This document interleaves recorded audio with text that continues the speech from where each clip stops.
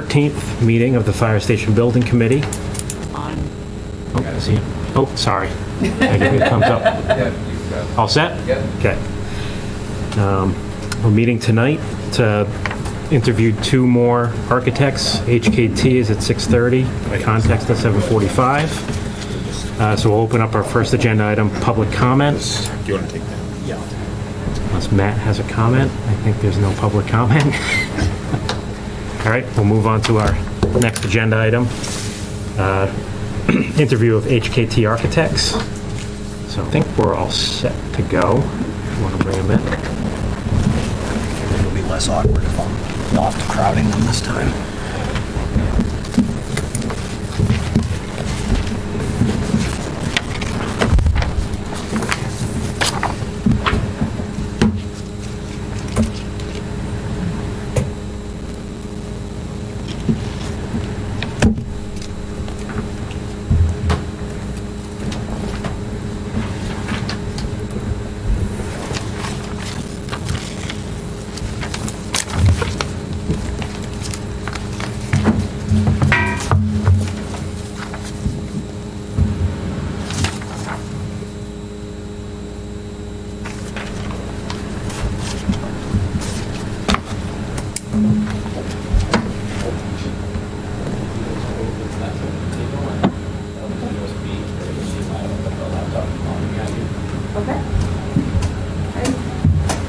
Hi, everyone. Hello. I know you want to have the I brought us one PowerPoint. Oh, we still have to do the Oh, okay.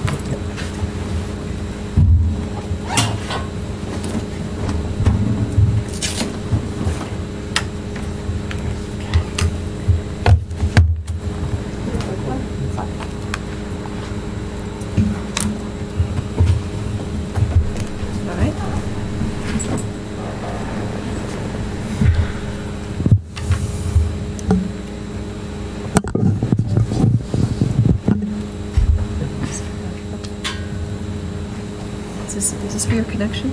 Yep.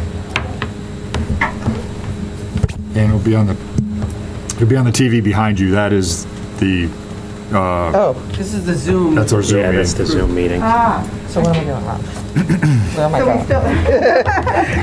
So do we still hook into this Yep. HDMI? Yeah. Okay. Okay. Do you need power for your laptop? Yeah, well, I have a cord, but.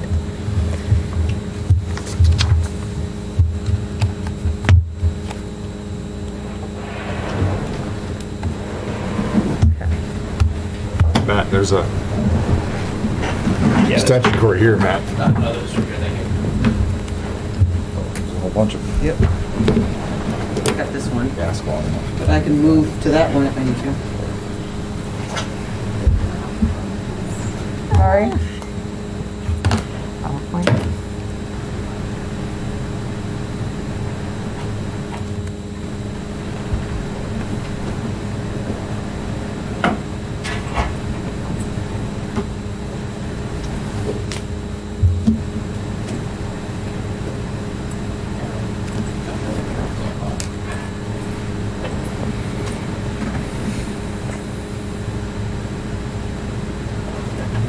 Uh-oh.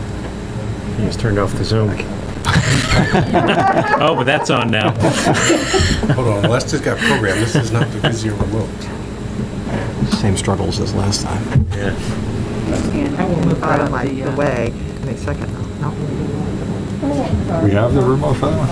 I don't think we have, this is the remote. Matt, for the that. Visio just went to sleep. I don't know. You're wearing a mask, okay. I hope, if you, Too many radio I'm gonna leave my mask on, but I'm sick right now, so, but if anybody can't hear me, turn it off. Is that okay with you guys? Sure. Okay.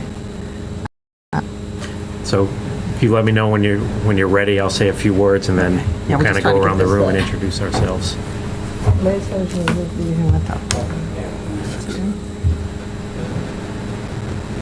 I'll move down. Did it again. Let's see if it works.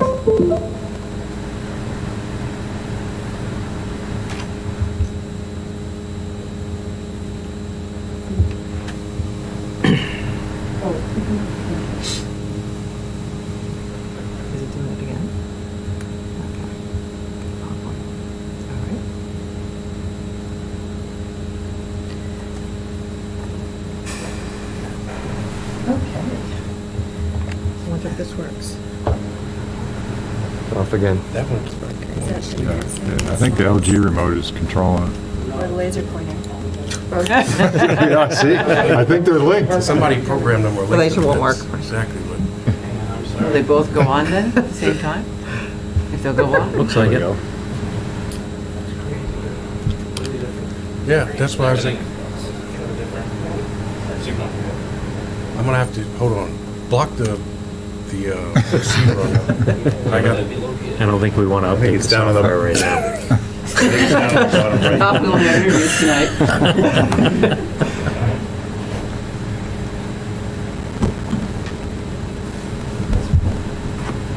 Is it not working? All right, there we go. Yeah, I think we're good now.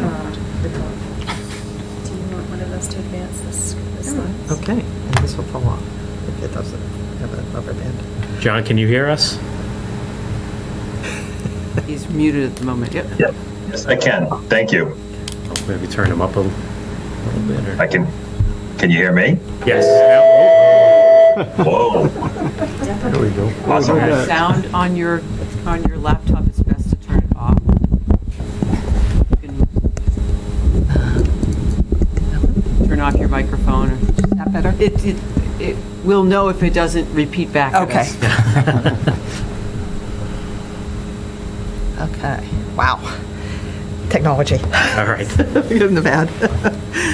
So, welcome. This is a project that's gone back a few years, as you probably know. So it was originally put out as a public safety project with both the police station and the fire station. Police station was subsequently moved during that project to a different part of town. There were some complications with that project, and unfortunately there wasn't really enough money left over to either renovate or replace the fire station, which brings us to where we are today. We have enough money to get an OPM on board, get a design board, but then we're going to need some assistance kind of getting this across the finish line and into construction. So we've kind of made our first big pull and gotten Vertex on board as the OPM, and so now we're looking for the right designer to kind of put the project over the top. So to kind of quickly introduce ourselves, and then I'll turn it over to you. I think John probably mentioned you guys have 20 minutes, and then we'll have about 40 minutes of questions. I know 20 minutes is kind of a rush, but we have some very good questions I think will help you expand on what you want to talk about. So Kevin Champagne, committee chair, civil engineer by trade. I'm Justin Janosik. I'm a firefighter. Hi, John Kent. I'm an energy project manager working for the state. Aaron Hunt, I'm an architect by trade. Blythe Robinson, I'm the town administrator. Aaron Kinney, I'm the fire chief. Steve Kirby, I'm with Vertex, the OPM, and I'll give you a heads up when there's 5 minutes left, just so you gauge yourself. All right, well, And I'm gonna John Lemieux was on the remote. I'm gonna stand up out of the way so Ash can see this, right? So I think you need to hold the microphone just so the audience can, Yep. or the YouTube and whatever can hear us. Do you want this one off? Or Oh, no, you can keep Leave it both on, on. just leave it? Yeah. Okay. Is this recording? Okay. Yeah, you won't hear yourself, but Okay. they'll hear you. So thank you very much for inviting us to present our qualifications to you. I'm going to let everybody introduce themselves. I am Janet Slamenda. I'm Bull at Hkt Architects, and I will be the principal in charge of this project. I'm Amy Dunlap. I'm also a principal at HKT, and I will be the project manager on this project. My name is Cassandra Koudalidis, and I am with the Nobis Group. I'm a civil engineer by trade, and I'll be the civil engineer on this project. My name is Jeff Brunel. I'm also with Nobis. I am a geologist, and I serve for geotech and environmental. So when you offered us being able to, hi everyone back here, when you offered us an opportunity to bring 4 people, we really thought about who to bring, and we thought because of the site and the complexity of building on an existing site at the same time, any issues in the town, that we thought our civil geotech engineers were good people to bring tonight. You know, there's oftentimes a lot of questions about the site. You know, we know you have ledge in town, always a big question, so that's how we chose to round out our team today. So, hoping this, okay. So, I'm going to take this first part about HKT. So, we are been around for 45 years. We are creative problem solvers. We're dedicated designing and planning exceptional spaces for public architecture. I've been doing public architecture my entire career at HKT, as well as the years before that. I've been an architect for more than 40 years. And it's all about creating the most positive working, learning, and living space for whoever it is. And firefighters work there, but they also live there, so it's really important. We believe that our clients are integral parts of our team, and we're going to, make you fully involved in the project from the get-go. You need to be there. You need to work with us to develop the right solution, whether it's your expertise as architects or firefighters, and the end users, town managers, whoever that is. We all bring something to the table.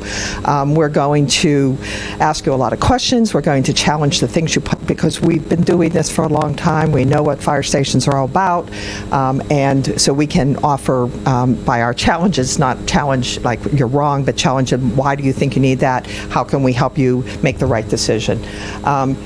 Very important for us to create good public architecture.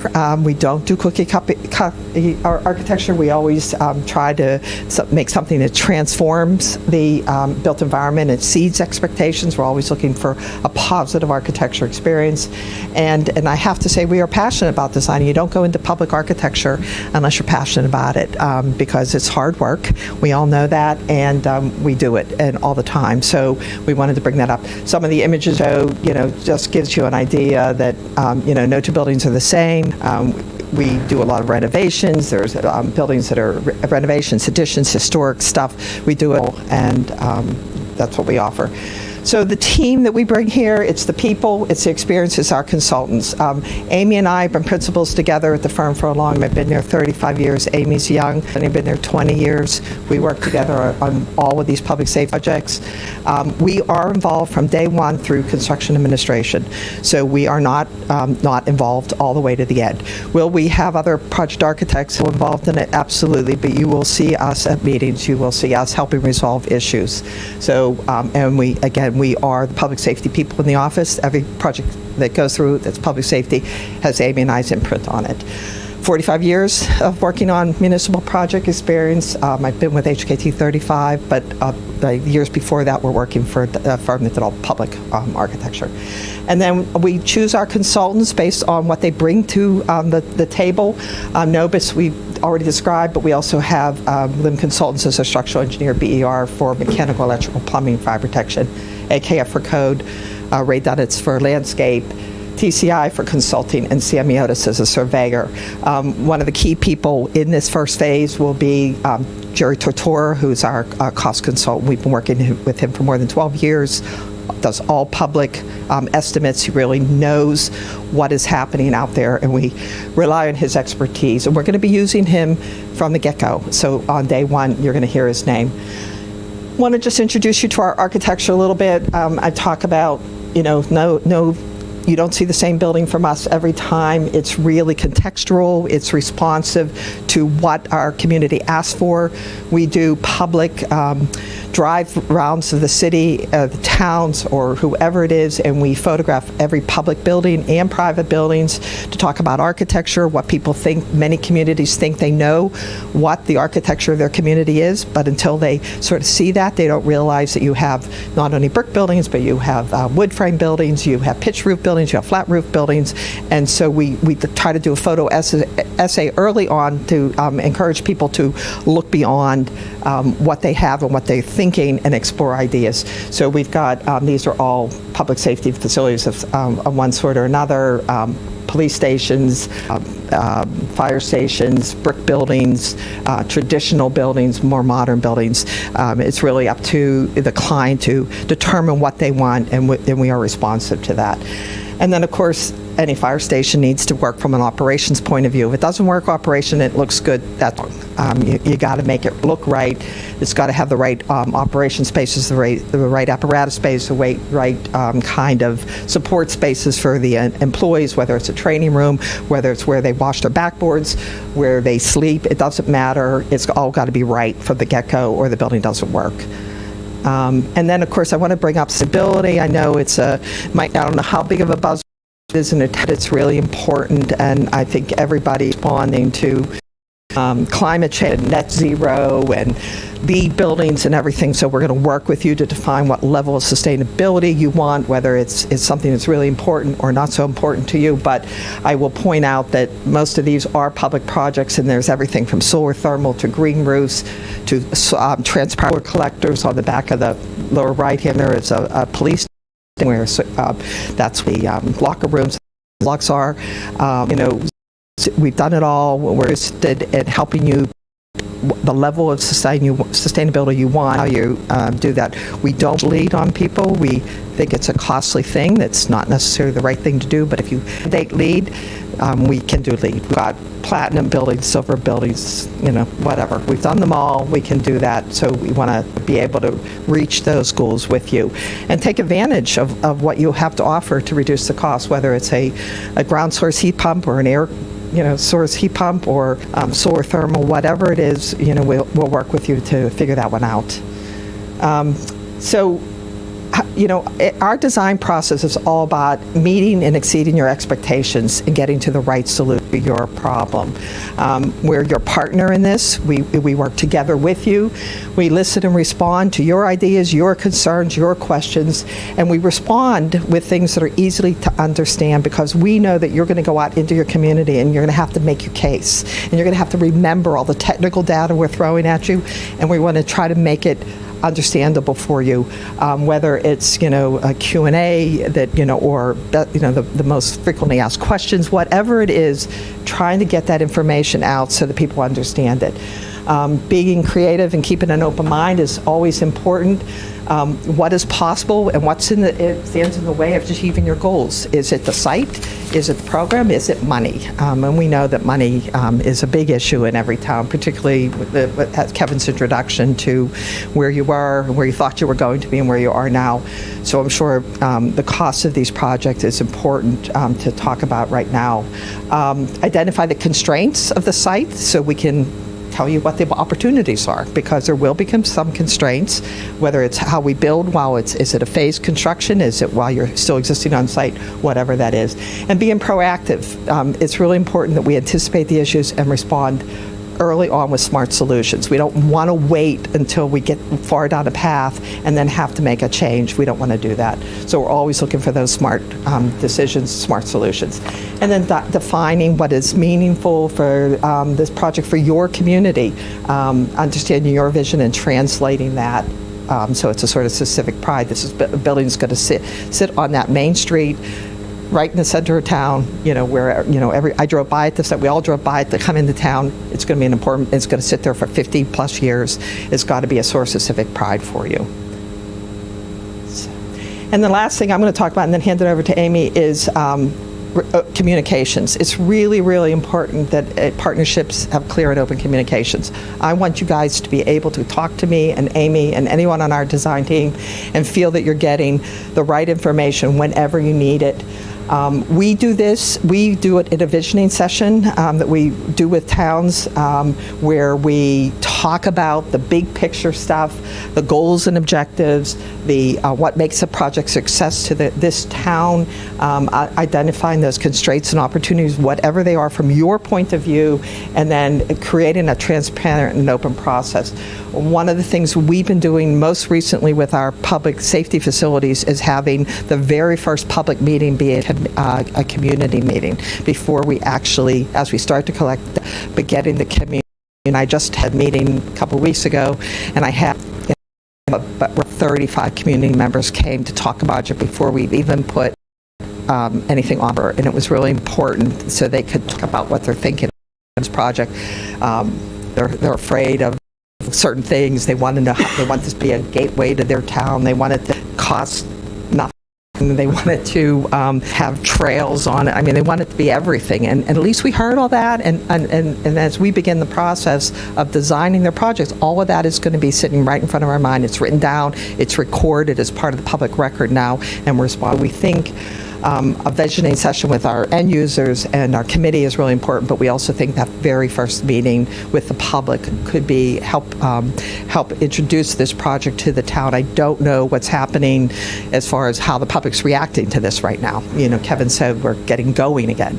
So what does that mean to the community? How informed? And it was really interesting at that meeting where people said, I didn't understand what a feasibility study is all about. People don't even understand how that fits into the process of design. So that's really important. Now I'm going to give this to Amy.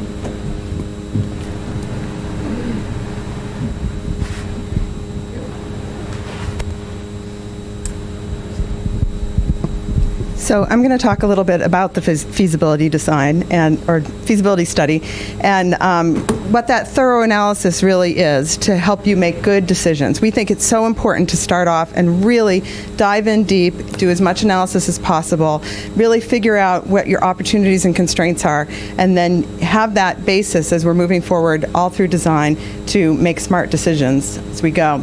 The first thing we're going to do is programming. I know you've got a program that was done a while ago and it's been revisited. We're going to take another look at it, work with you. I think what we try to do here really is merge what are best practices with the unique needs of the Norfolk Fire Department. We've been doing this for a long time. As Janet said, we've got a lot of experience doing public safety buildings. No two public safety buildings are alike. They all have similar components that go into them, but how each department works is a little bit different. And it's really important in those early meetings that we really learn about your unique operations and then use that to influence how the final design goes together. We're always trying to think creatively through this whole process, look for opportunities, use our experience working with other towns to ask you guiding questions to help you think creatively and think outside the box and how things might be a little bit done differently, both to aid in your operations currently and then looking forward to the future. Everyone always wants to build flexibility into these stations. What does that mean? How can we build flexibility in with not overbuilding? Because, of course, when we overbuild, it just adds to cost. So we really have to balance that and think about what can we do differently so that you have that flexibility in the future. We also think it's really important to look comprehensively at the site. Everyone talks about the cost of getting out of the ground, how there's so many unknowns at that point. You never know what's underground. We do investigations. We try to figure out as much as we possibly can, but once you hit the shovel in the ground to start construction, things come up that you don't know about. So what kind of information can we gather in our feasibility study and in the early stages of design to limit the number of issues that you might run into during construction? Jeff's going to talk a little bit more about that. The images that you see here are a project that we're doing right now in the town of Ashland. We did a site selection study for them early on, which really just focused on 2 sites and was very limited in the amount of design work that we did during the study. But when we started in schematic design, we thought it was so important to put the brakes on and a lot of site analysis. It was an incredibly complex site. They were being gifted a parcel that was surrounded by wetlands.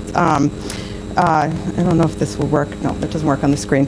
See in that upper left-hand corner of the site, the blue represents the wetlands that are actually on the site, but if you saw the site, you'd see that it was surrounded with wetlands even beyond that. And the wetlands, in some cases, were at an elevation that were 35 feet higher than the lowest point on the site. So once we started digging, we had to be careful that we weren't undermining that and eventually flooding the site and draining the wetlands at a higher point. At the same time, we knew that there was ledge everywhere, and so we did a comprehensive geotechnical analysis with test pits, borings, soil probes to try to figure out what the rock profile was below grade. And then that little orange area that you see is a busy intersection. We had these roads coming together. If you continue down one road, you hit the high school, so there was a lot of traffic going to school in the morning and people going to work, so we did a traffic analysis. When we did all of that work, before we even put pen to paper, what we discovered is that our pre-existing thoughts about how the building might be configured on the site was completely wrong. We really needed to flip the building 180 degrees to really make it work. And all of that analysis that we did early on was so valuable before we even put pen to paper to figure out what the best solution was going to be for the community. once we do that comprehensive site assessment, we're going to start looking at options for you, renovation and new. We've read the report. We know there are a lot of issues with your existing buildings, so it's going to be really important to look at the existing conditions, update them, figure out what the cost would be to remedy all of those issues. And in the end, is it better to build new, or is it better to deal with all those? Can we get adequate insulation in the wall? Can we deal with areas of leaking and ponding and all of those things? We'll be looking at those with you and helping you make the case for what's the best solution for this project. And at the same time, looking at phasing and operations. It's complicated. You have a small site, and if we have to phase construction to keep you operational on that site, there will be challenges with that. But what can we do to make that work and be the least impactful to your operations? And then last, we're going to be looking at building systems, sustainability, and LEED. As Janet said, we don't force any of this on you. We want to hear what your goals are, and then we work with the engineers to come up with the best solutions. Once we have that thorough basis, we can come up with good cost assessments, which are so important as you move forward. Cost is something that we're going to be talking... You got about 3.5 minutes. Okay, I'm going to talk really fast. Okay, so cost is really important. The really important thing about this is that graph there, and what that basically says is that your greatest impact of dealing with cost and influencing cost is to do a thorough analysis early on so that you don't lead to change orders later on. All right, I will go quickly. There's a lot of information on the screen here that talks about our approach on how we collect the data. You already heard the words that we talked about, kind of underground unknowns. Kind of the person who lives under the ground here, where we deal with geotech and environmental. But our goal is always to find balanced data that is efficient and cost effective, where we have the ability to make a great design and a great plan moving forward. So there are no surprises. Our goal is always to have at least impact to the schedule and the costs or changes moving forward. And we also have a great relationship with HKT, where sometimes our development influences the design, where we can work together and change the design to make it more effective, where we're dealing with things underground that weren't accounted for, but we can deal with that in the design development and moving forward. I'm going to keep it moving here. Okay. Hello. So again, to kind of follow with what some people are saying, so we understand the site as best as possible. None of us have learned to see underground yet. We're still working on that. But we can get all the record plan information for the utilities. We talk to the fire department staff about what happens on your property. Do you get a lot of ponding when it rains? What kind of storms do that happen? I noticed that there were a number of different drainage structures out there that seem to be added, like one after the other, to take care of like ad hoc spa treatment. Is that the right thing to do? I mean, you're also looking at potentially site enabling work if you're going to do some phasing. So then you may have to do some site work to support that, and then the permanent site work. So we'd consider those in stages. The property is fairly benign in terms of environmental sensitivity, which is good. No floodplain, no wetlands, no natural heritage endangered or rare species. So we focus more on the bread and butter pieces of it. What are the utilities coming in? How do they work? If you were to have a public space for meetings, are the sidewalks adequate? I noticed the sidewalks dead end there. And is that something with the town's, Complete Streets program? I didn't see that as a particular hit on the map for that, but that could be a possibility for the future. Enable it to come. Are the turning radiuses good for the apparatus now? When we move the potential garages, we need to look at all of that. We have software that does that can make sure that the vehicles that you have or what you intend to buy, will definitely fit on and off the site. All those details are really important. I mean, people kind of don't pay a lot of attention to it, and they think, oh, it's just the site. But it has to really work. It has to very much support the building. So what was on the slide is what we've observed or what we've read. We'll check everything. I noticed that your septic system is mounded, which, is another indication of the shallow ledge. The regs have been renewed in 2016. So is that time's up? You can finish what you're... Finish up. Okay, so 2016, so we know it was done in 2009. We'll make sure that what's out there and for the program that you have envisioned will still support you going forward. And I will turn it back to Amy, right? Okay. For closing remarks. you want to do closing statement? Sure. So we have a lot more to show you, and I think our first time. So I'm going to, I'm just going to, we have options so we can show you these with our questions, because I'm sure you're going to want to know about this, because this is about planning the site. But I wanted to, and when we talked a little bit about supporting and community involvement, reaching out to you, figuring out who's the champion for the project, knowing your supporters and those who weren't who won't support you, and changing their mind, informing and education. We have the expertise to do this project. We think creatively. We think we work with you. Our references will tell you that we're good partners. We solve problems, and we create good spaces for people to live and work. And we're committed to a good architectural solution. So that was too short. Sorry okay. about that. So questions? Should we, and then we can go back? I would sit. There's probably about 10 or 11 questions. Okay. Hopefully, we'll kind of give you an opportunity to show a little bit more broad. And Sure. I'm glad you brought some sub-consultants as well, so maybe we can have them chime in on some of these also. My first... If it started, Sure. if I might. Could you end on the option slides? We'll take a look at them while you're talking. Yeah. So we did 3 options for you, and I'll just summarize them quickly for you, and then you can ask us to go back and forth. Option 1, and Amy was going to do this, but I will jump in. Option 1 is a renovation and addition where we remove the apparatus bays that exist right now and build you an appropriate apparatus bay with all the support spaces. We do an addition behind the existing building for all the staff support, because the staff is living out in their quarters right now, and they should have appropriate workspace. And then we renovate the existing building for administrative offices. And while we're doing that, that allows us to do some phasing. We live down in this west corner with a tent and use the facilities in the back if it's all possible. And then, possibly if you can relocate off-site with the administration, that would obviously phasing costs money. You build a building like this, you give 14 months, you start phasing, you add months to it, and now you've increased your costs automatically. So something to consider. Phase 2, option 2 was we were moving the apparatus to the other side of the building and keeping the existing building fully functional until that apparatus bay gets occupied. And then renovating what is now the apparatus into administration offices and shifting the location to the east side of the site, and renovating the rest of the building in between for the staff people. That also allows you to, keep those things fully functioning for that short period of time. And then the third one is certainly any new option on site. We just drew one. We thought a 2-story building to keep the site as small as possible, building impact on the site, and you could obviously move the operations off-site during this and be done with it and reduce it to 14 months, or you can do that tent structure in the rear. So those were the 3. Thank you. That was pretty fast, but we talk fast too.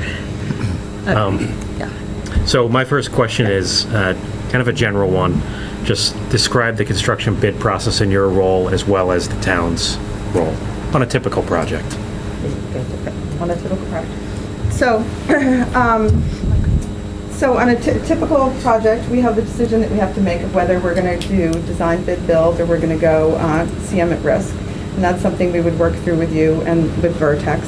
I believe you're looking at construction costs between 10 and 12 million. So it might be something in a project like this where you're thinking about renovating in particular, working with a CM on phasing might be something that you want to think about, how they can think outside the box. They can think about when materials are going to be available. That's something that we're really running into right now. We're working on a project for a public safety building in Wakefield, where they're keeping the building completely operational during construction. And we had worked through some initial phasing plans with them, but as issues arose with availability of materials and supplies and everything, that's really being rethought.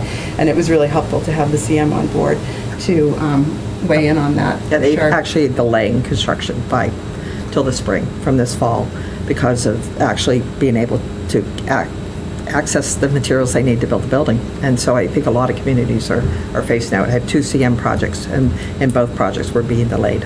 And we're changing the structural system on one of them, from joist to a composite steel structure, because they can't get joists.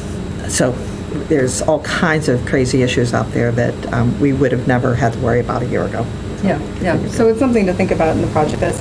But regardless, with the size of the project you're talking about, we'd be looking at pre-qualifying contractors, and we'd work through that process with you. We have a lot of experience with a lot of the contractors that would be going after a project like that, and so that helps us to analyze who gets on board. And then we work with you to put the project out to bid, to respond to any questions that come up during bidding, putting out addenda, and then evaluating the final contractors to bring somebody on board. And as far as a feasibility study, that process could take a couple months, depending on your time frame and access to it. And so from a time, if you want to know a little bit of timing, so that would take a couple months into the end of the year. Then you go through about 9 or 10 months of design before you be bidding it. And then that would be a big question for you. When do you want to bid this project? Do you want to bid it so that it starts in a spring construction and gets into the ground and out, or do you look for something else? So we would work with Vertex and you folks to figure out what is the best time to bid a public project, which is an important thing to consider at any time. Schools always get in the way. They suck up a lot of the contractors, and so a project of this size, you're dealing with a smaller group of contractors out there that pursue this kind of work. So, If I could jump in with a clarification. So from a front-end document standpoint, would you be leaning on Vertex? Would you guys be trying to lead that conversation, or what kind of involvement are you looking for from this committee? Yeah. Well, for most front ends come from the town. the 000 section. Right, the Division 00, correct, section. Generally comes from the town. The town's lawyers and insurers work together, and we help provide information to be input into that, but generally those come from the town. And then we do the rest of the technical documents, starting with Division 1. We have a spec writer that we work closely with, who does most of our projects, and he would be the person we'd be looking to help us complete those sections. Right. And of course, your input on Division 1 is important, because there's a lot of details to Division 1 that we write, but you need to add on to, that are part of it.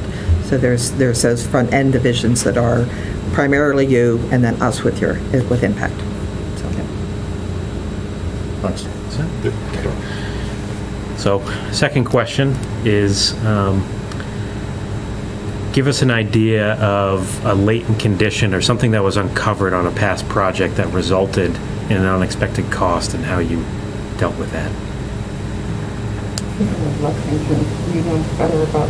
Lexington, we did the Lexington DPW. We uncovered a lot of oil tanks, hidden structures that had been there for 100 years, they didn't know about, some underground chambers. So we had environmental people on the site that helped us do that. So we, and despite the fact that we did 15 borings and 50 test pits, you never know what you're going to find. Amy and I did a project once that we did 17 test pits and didn't find rocks anywhere. But when we started digging the site, it birthed boulders. I mean, literally birthed, and I'm talking massive things. And so, that's why, talking to Jeff and bringing him is really important, because if we know a site is a challenge, that's why we want the geotechnicals on site. We know your site is a challenge. We believe your site could be a challenge, and we want to do that due diligence. When Amy brought up Ashland, we knew there was ledge. And that's why we did all those rock probes. And they said it was one of the most comprehensive geotech probes they had ever seen. Cost a lot of money. It was we were carrying $1.5 million for blasting and all that. And it was a little less than that in the end, because we did that thorough work. It was under $1 million. So that was really important. It saved the town a lot of money and guesswork. So I think it's important to say that we do a lot of due diligence up front, so we don't run into those unforeseen conditions. But occasionally you do. I mean, that Lexington site was 10 acres. You can't predict what you're going to find on an entire site. But we were able to, get in there and resolve them, and make the project work for them, so. Could I answer that, from the other side of the coin, too? If you wouldn't mind putting my slide up, I could give you an example of where we did, again, we always try to balance the costs and the effort to match the amount of data that we need. But if you look in the top left corner there, that was a site where we really pushed for a comprehensive site assessment. We had some a significant amount of probes that were supplementing test pits to really find out the bedrock over there, because there was a large blasting and HORAM aspect to removing the ledge at that site. That's UMass Medical School. And what ended up happening was we had a little bit of a pushback to say, oh, you guys are really out there collecting data, and we convinced them that it was the way to go. And then it turned out to be the right decision on the back end, where we saved a lot of money by having, you can see we can generate these types of bedrock contours to figure out how your construction is going to be affected. We can adjust our types of foundations that we do to either be more or less intrusive depending on the building design or even the environmental component out there. We do micropiles where you're in a contaminated site where you can't move a lot of dirt out because it's costly to do that. Or we have different ways of really gathering and presenting the data to the OPM or the CM, so we know exactly what we're getting into for the design and try to limit the surprises moving down. So I know you had asked about, was there one where some unexpected circumstances added to the cost? We mitigated that problem by having a great data set and convincing the project team that this was the right thing to do, and it paid dividends in the end, because the cost of the assessment is always less than a big change order and more blasting or dealing with an unknown that is just delaying schedule or adding cost. Also, having the environmental engineer on your team, to help you write the specifications, to be there as you're, starting to remove contaminated material, to test it, to sort through where it can go. That's really what I've found to be very helpful, as opposed to putting it on the contractor side, because they have no interest in saving you money. So that would be something that I've seen done, and I've seen it as a mitigating problems, in construction. That kind of goes back to the first question too, where we do a lot of the technical specs for HKT, where it's for earthwork or soil management plans. We're fluent in the MCP. We have LSPs on staff that can deal with contaminated soil. We do hazardous materials. So anytime we have a technical spec, we're the experts who are writing that, and they're custom for each project. We don't just have a canned spec where we charge the money and flip it out. Every is unique to the same property. And as Cassandra said too, that's kind of one of our perks, that I guess you would say, where we deal with things underground on all aspects, where we're both environmental and geotech, so we can kind of front load the investigations and do multiple disciplines at the same time, which helps you save costs. We gather more efficient data, and there's less contractors to manage because we can perform it all at the same time, and it just adds to cost savings and efficiency. The example that you gave in Lexington, did that result in any conflict with the contractor? No, not at all, because, we found it. And it goes to the cost and preparing an appropriate total project cost for a project. You have your hard construction costs, which you have your soft costs, and then you have your contingencies. You have to plan on a healthy contingency in a project so that the unknowns, all the unknowns, I'm not saying every single unknown is underground, but 99% of them. Once you get out of the ground, you're in pretty good shape. I mean, you obviously sometimes, you miss something in the design documents. That's expected. That's not a problem. So they found it, we dealt with it, and we had enough contingency to deal with it. So I think that's really important. If you're going to find something out. And on a 10-acre site, it's hard to find those things. And it was in a space that, everyone was shocked to find this thing. Like, what was this thing? I mean, that was part of these things. It had been a turnaround for a train line at one point, so it had a turntable and everything. So God only knows, where it was, and this is Lexington in, pre-revolutionary time, like what they had done on this site and how many different things they had done we had no way of knowing, so we had no way of planning. But it wasn't a conflict. It was actually, we had a good working relationship with the contractor from start to finish. Okay. I will be quick because I know we have a bunch more questions to get through, but then can you give an example where you did resolve a conflict with the contractor? That we did resolve a contract. And how you handled it, really? The root of the question. You know, with each other.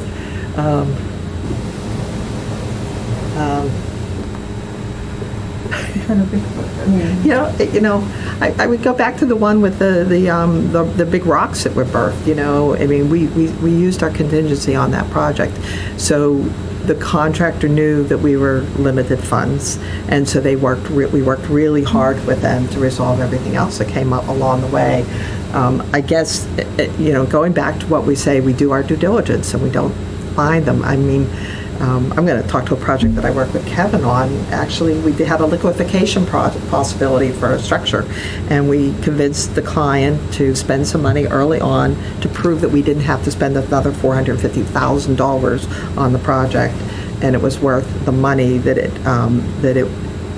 took to do that kind of engineering. So that came after the fact and before the contractor came on the site. So, public contractors are difficult. We all work with them, and we work with them really hard to get the issues out front and get ahead of them if there's things that come up after the fact, and make it work for the town. So again, we get back to our due diligence. We try to do it. Get good consultants on board that help us make those right decisions. It's almost easier to do the buildings than do the sites, that's for sure, in many cases. So, Thank you. You're going to take John's, right, Steve? Yeah. Next question.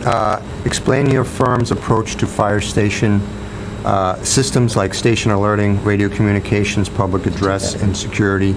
Who designs these systems and who procures them in your view, and who's responsible for the coordination of those systems?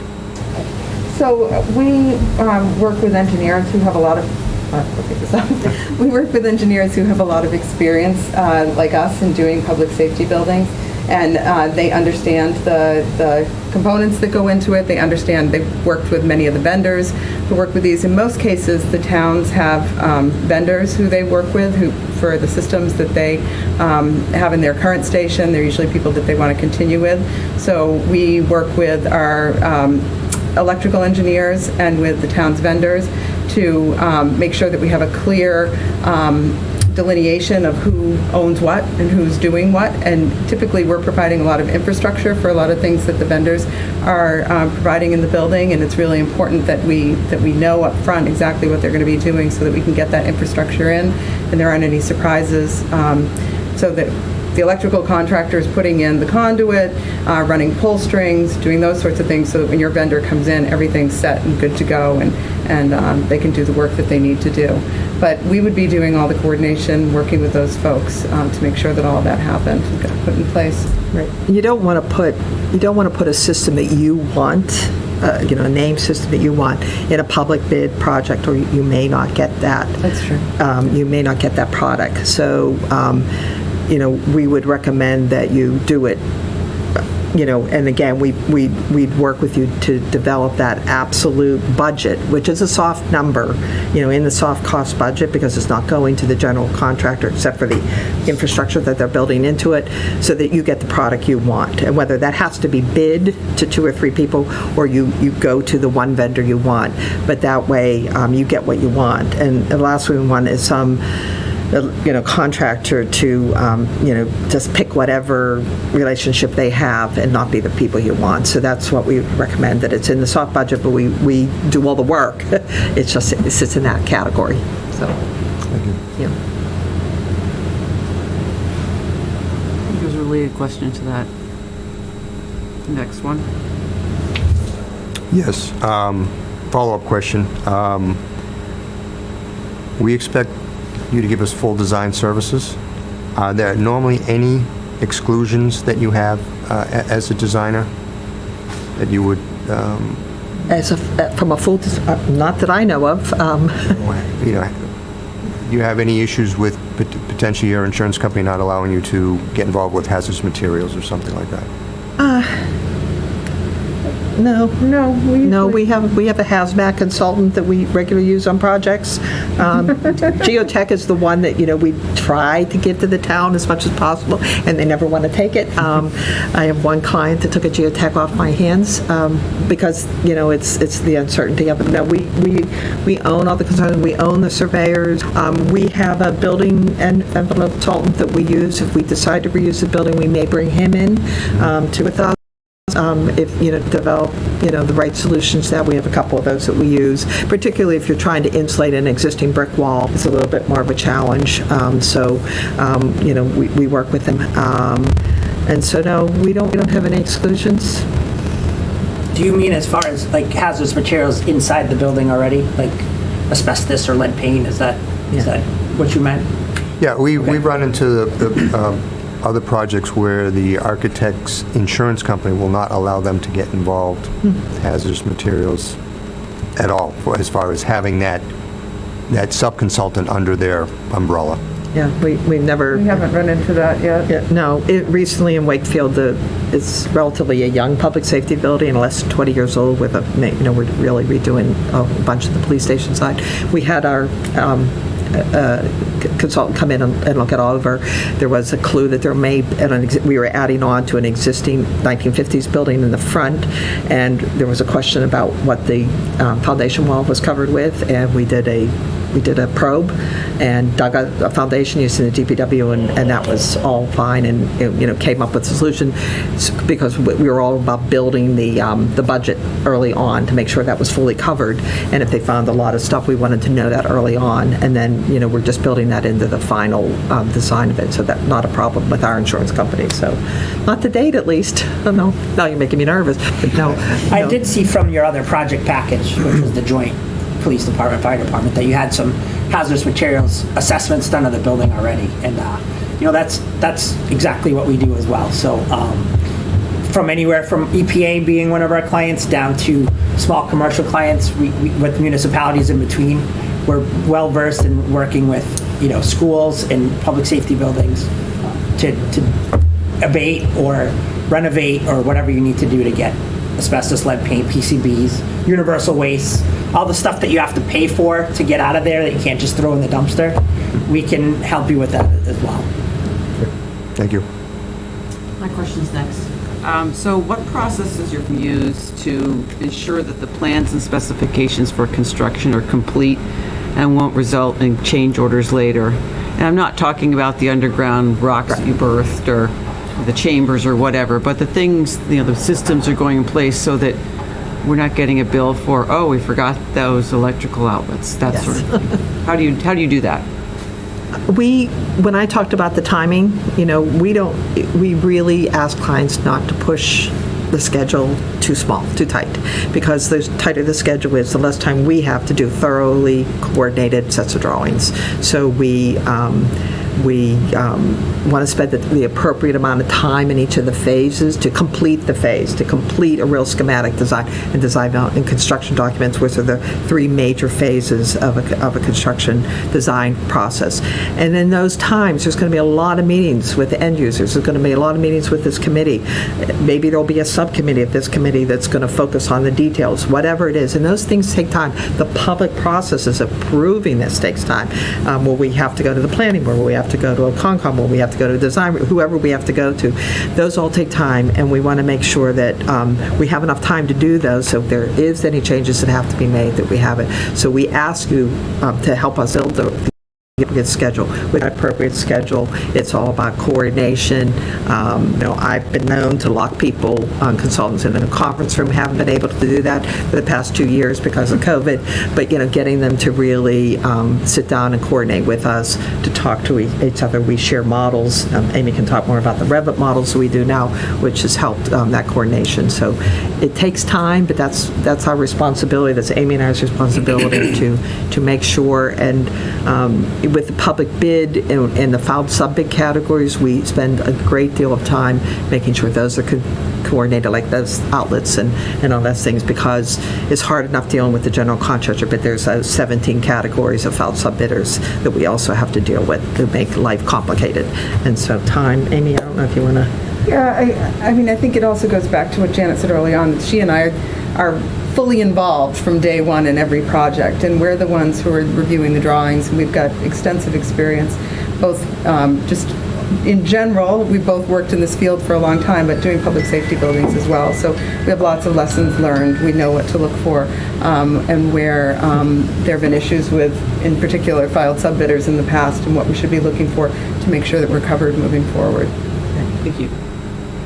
Also, learning from past projects is really important. Like, I would always go back and forth between, if there was an issue on a project where something was left out and the contractor gets, an extra work order in, so then that next time I do that project with the measurement and payment section, I insert what's going to be covered under that unit price, whatever that price is.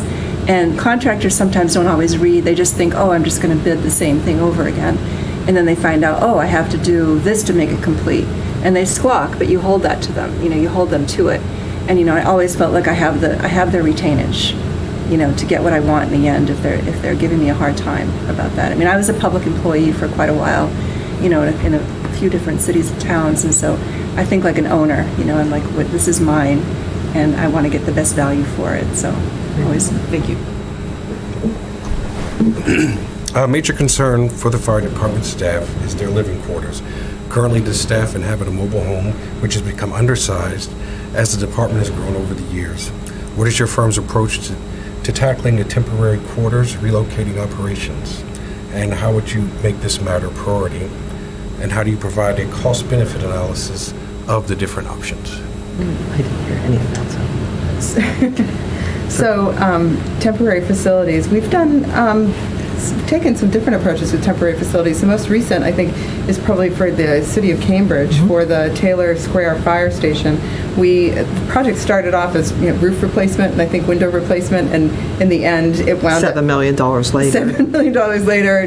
They kept adding and adding, and the project scope kept changing.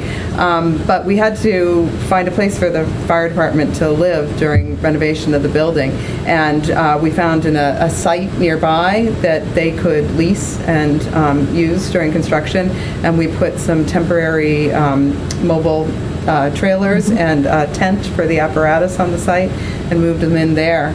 And we did. The question has come up in a number of communities before about the cost. We've talked to other communities who've looked at renting open office space or something to move into temporarily.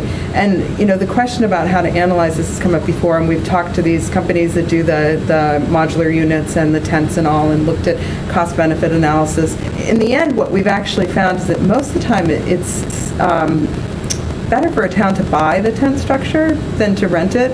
It actually ends up costing a little bit less, and then what towns do is they either repurpose it later on, or they sometimes they can sell it to another town. If they know there's another town who's got a project coming down the pike, they can sell it and move on, or they might have another need to have some covered storage for some equipment that they use it somewhere else in town.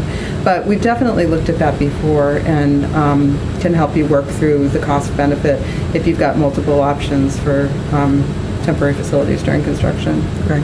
And I think for you, it's all about response time. If we can get it on the site, where we talked about on the west part of the site, that would be great.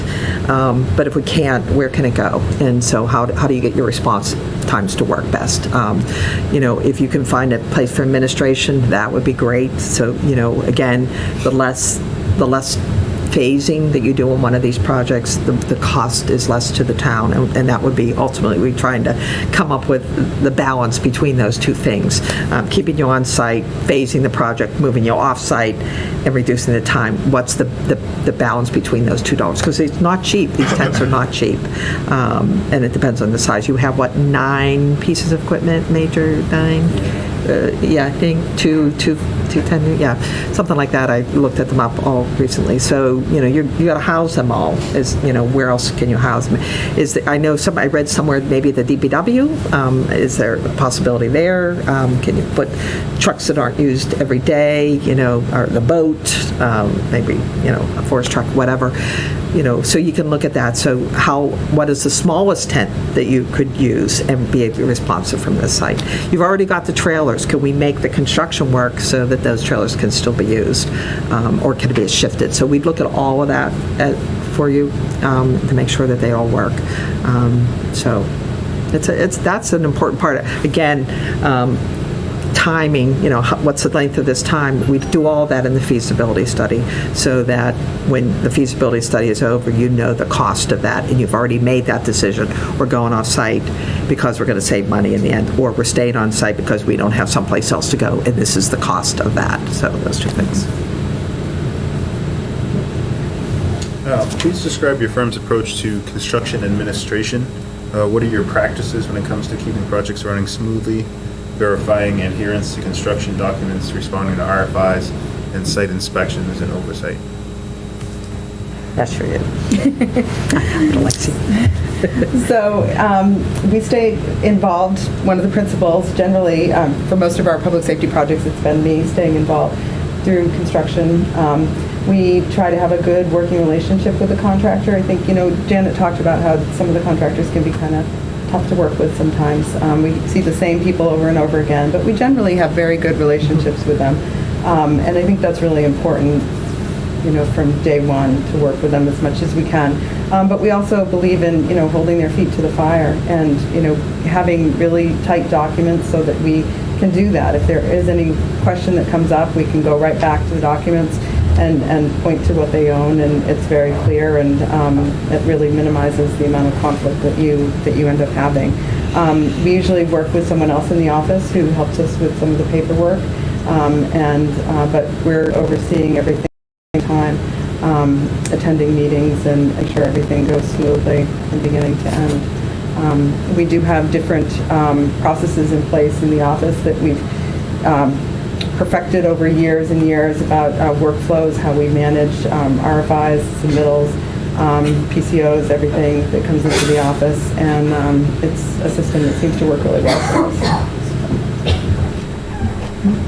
And I'd like to add too that our work doesn't stop at design development with HKT. A lot of times, as one of the technical leads, we are tasked with responding to the RFIs when they're technical questions.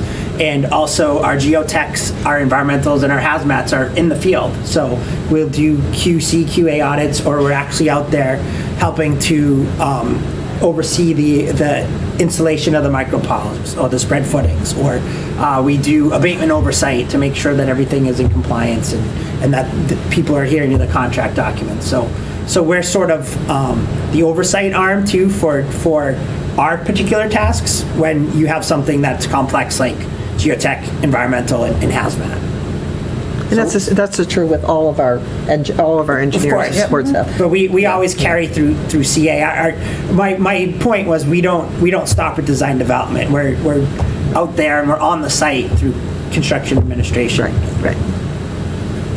Thank you very much. You've heard a couple times tonight about our previous experience with the police station. It was late, it was over budget, and there have been ongoing conversations about it in town.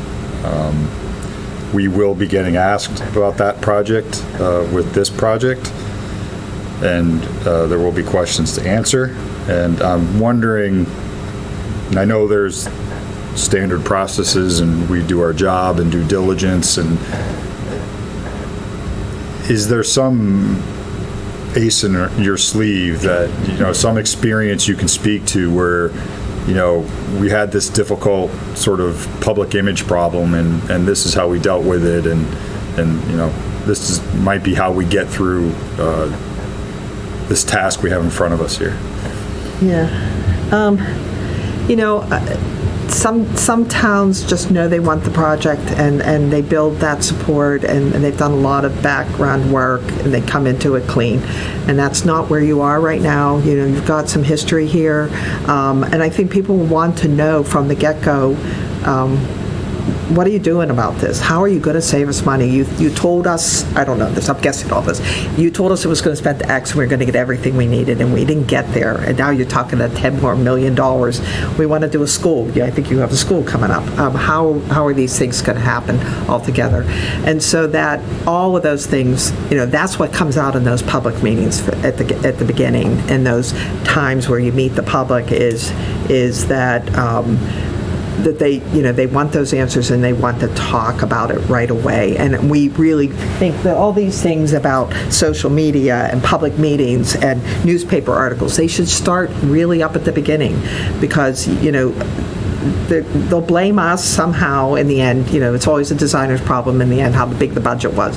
But in reality, they're going to be aiming for you guys a little bit from the beginning, potentially. And we want to help you make it a transparent process, a painless process for you. That's our goal, is to be fair and honest, give you the right answers. I always talk about providing everybody, the pack-and-go presentation, the 3-minute elevator speech, a lot of towns have dumps where they meet with their constituents, the super conversation, so that when you're out and about with people, every time you meet someone, you have an answer for them. And it's not to be everything, but you have the right answers for them. And so we constantly try to prepare you with facts to help you make that. I don't know if that's an ace, but it's being prepared, it's being transparent, it's starting at the go. And I really think you're a perfect example of why you should have a public meeting right away. The day you hire us, we schedule that meeting and we get that going so that you make an impact on your community from the start of it. And I think that'll go a long way. The last thing you want to hear at town meeting is, I never heard of this project. And I can't tell you how many times I've heard of that. I never heard of this project. Or I thought it was going to cost $3 million and it's $12 million. Or didn't the town next to us build something for $4 million? Of course, that was 10 years ago and escalation has hit, So you don't want to get there. You don't want to, and there will be people there. You also want to know who your naysayers are. You want to find out who's against this project from the start. Because if you find out who's against your project, you can talk to them and you can reach them and you can give them the information they need. They may never totally support the project, but they also may not stand up at town meeting and speak against it. They may personally vote against it. One project was moved to town meeting for support by the person who argued the most against the project. And she moved it forward, the project, because she felt, and she said it, I felt like you involved me, you answered my questions, and I think it's an important project for the town. That's what you want to have happen. So don't know if that's an ace, but I think that for you, that's what you might want to do. So. Thanks. So you touched on this a little bit before, but I personally I know we want a station that fits the aesthetic of the community, that's going to serve its purpose as well. Personally, I have a little bit against designs that are aesthetically pleasing but are not functional. And I know you highlighted on that already. So how are you going to take the Chiefs program and make that a priority and build a functional station that will also fit with the aesthetic of the community? Want to take that? Well, I think, a project isn't a success unless it does both. We think it's really important to, work with you and figure out what your values are. You're saying that working with the aesthetic of the community, that you have an aesthetic of the community. It's important for us to hear that. It's important for us to go around and do the photo essay that Janet talked about, learn what your community is like and what's important here. But architecture isn't all about making pretty buildings. It's about making a building that you can live with for the rest of the building's life. And so it won't be a success if we can't make the Chiefs program work, make it work for your operational needs now and looking to the future, how the building can be flexible and live with you, and grow with you as your needs change. Right. I think the one thing about a renovation project that's a challenge is taking a building that was designed many years ago, perhaps for a different function, in this case, a public safety, police and fire, and turning it into just a singular use building, and what that means and what compromises you have to make to do that. But if you come up with a really good solution for that, and if the cost is the right thing, we're going to let you know that, And I would ask you as the firefighters to push back on us and question us, just like we're going to question you. When we do programming, we send out programming questionnaires to you so that you start thinking of the questions that we're going to ask you. Then we do the in-place interviews. So we talk with your facility, you show us things, and then you talk about everything. We bring you plans of all the other buildings we've done so we can say to you, this is how we're doing this is how we're doing. Now there's that whole thing now, and Amy and I can talk about it, as tracking the contaminated products into the building, and how firefighters are now used to track that stuff through the building quite easily. Now we're taking people in, and I'm getting them shower. We're putting shower rooms right on the apparatus floors. We're putting the gear rooms with with the gear washers right next to it. We're putting, the washers right next. We're doing all those things to make it the safest possible space for the firefighters. And so we're taking on the most modern sides. We've been asked to put steam rooms in firefighters in quarters now, and we're looking at all of that. So, from an operations point of view, we want to make sure that this building not only works for your equipment, but also works for the firefighters who live in there on a day-to-day basis and are in hazardous working conditions on a daily basis. So, and then the rest of the space is supported, so that's also really important to us. So. Moving to the complete opposite end from design, do you conduct post-occupancy evaluations a year or 2 years out? And if so, what are some of the lessons that you've learned from that could benefit this project? We stay connected to our projects post-occupancy. I think I talked about it a little bit in our proposal, making sure that, that we find out what's happening in the buildings before your warranties are up, and, all that kind of stuff is happening. We hear back from our clients, is it working, is it not? So, we haven't had a significant amount of things happen. Occasionally somebody says, I wished I had made that room a little bigger. I wish we had done this a little differently. I didn't fully understand what you were saying when you were describing a space. Sometimes that happens, sort of a lesson learned from the own departments. That's why we try to show you as many different concepts early on, or not as many different spaces. We've tried this, we've tried that. Again, we just, as Jeff was saying, we don't do us, cookie cutter approach and hand you something. We don't do that same thing for you. Each one of your spaces is custom designed for, this department, not for another department. So hopefully we'll provide you enough information. I'm doing a project now with the dispatch center. We've, because of the layout of the furniture, we've done like 6 different dispatch plans just in the last week. Even though we're like in 80% CDs, we're actually redesigning it because they went out and looked at furniture, and suddenly the furniture vendor is saying something that they want to do that they'd like to accomplish. So now we're redesigning that space. So we're working with them right to the end to make sure that space is everything they expect. So. Thank you. Okay, last couple questions. Yes. If you could send us a PDF of your presentation. Yes, and we have a copy for everyone. Okay, and I was going to say, if you have some handouts, we'll take those. Yeah. In the beginning of your presentation, you basically told us that you would be involved in the project from start to finish. We just Yes. want to confirm that we are talking to the team, Yes, you are. and we'll be there right through closeout. And Yes, you probably will. we were talking about our 1-year warranty walkthrough. Yeah, I hope. And finally, how quickly are you ready to commit to starting this project? Start where? Yeah. So you're interviewing Thursday, you talk us Friday, we'll talk to you on Monday about scheduling a public meeting, and yeah, we're ready to go. We don't propose on projects if we're not ready to go and meet your schedule. So, all right. Thank you very much. Thank you. Thank you. Thank you. Thank you. You have some handouts. I'll just pass this. Thank you. There's a story on the DPW building that I was not designing but involved with as an owner. They forgot to put the water superintendent's office in somehow. And it was all constructed, and he had no office. So he moved into the hallway. He took over the hall.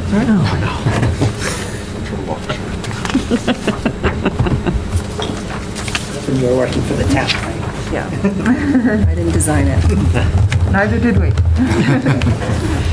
And then somebody brought a couch in, and then they just kept going from there.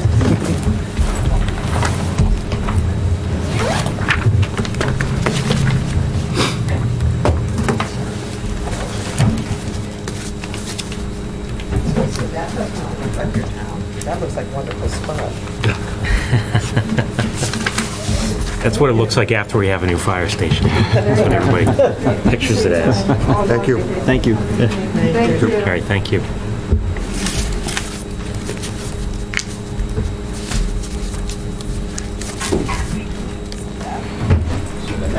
all queued up outside.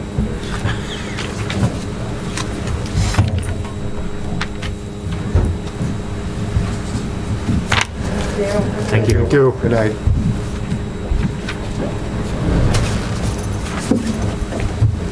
They need a restroom break.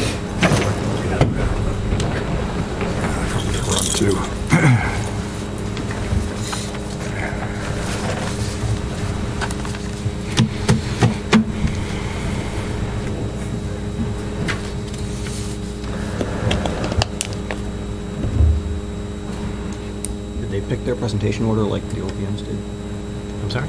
Did we have them pick their order like the OPMs did? We got I'm just curious. I have no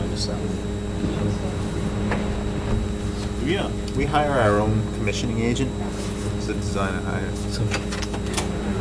Usually goes through us. Yeah. Because they're sort of reviewing what the HVAC, mechanical engineer has designed, and then also what the My sister's president, Tom, you remember that one? HVAC subcontractors installed. So you want them sort of like a third party. Yeah, that's And we what just sort of run it through us because it's easier. That's what I figured when you asked your question, third-party commissioning agent. I didn't know how the towns usually get it. Yeah. We always do HVAC. Sometimes we do building envelope. We can have those discussions. Yeah, DCAMS is building envelope standard now, which is good, I think. Yep. Yeah, it's just, you gotta fit it in the budget. The problem is we set the budget before we do the design, and then we're like fighting the number. Oh, yeah. It's like,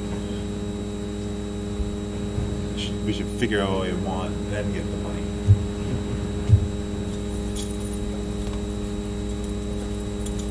Or just be adamant about what you want and just get more money. That's the fight I have all the time. We had a great idea for a building. It's going to be a facilities maintenance building, and we want it to be net zero and, LEED and whatever, and have these great goals. And then every single deliverable comes with an estimate every single time. Okay, what can we cut to meet the budget? It's like nothing. Cut nothing. Get more budget. Like, this is what we wanted from the beginning. Working with the state has its challenges. It's certainly frustrating.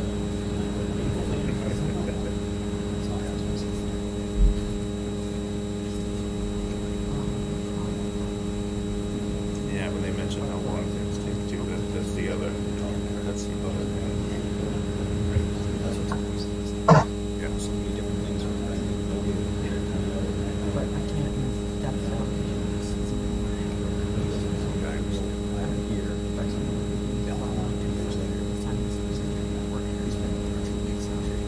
Yeah, there's supply chain issues.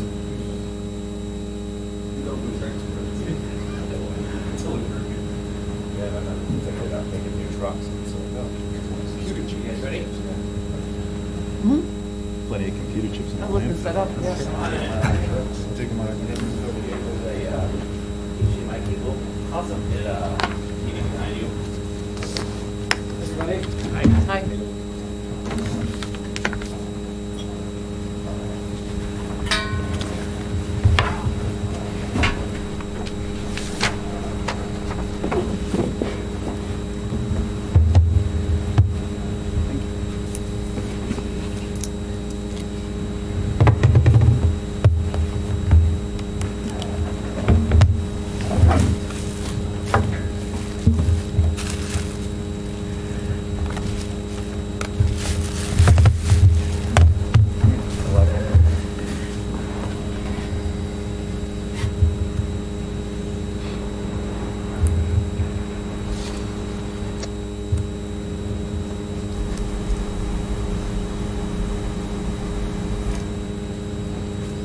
Keep masks on, or what's the protocol in here?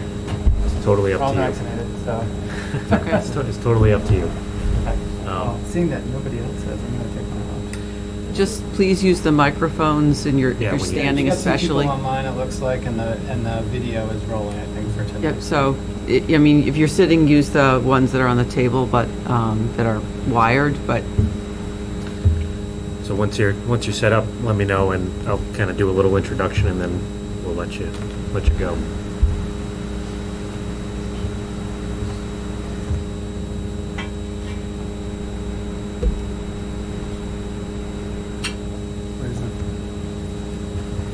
On the desktop. Yeah. Right.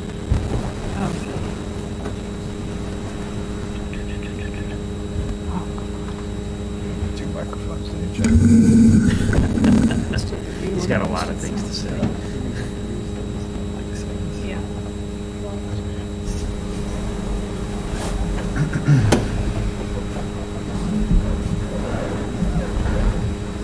So that's stereo input.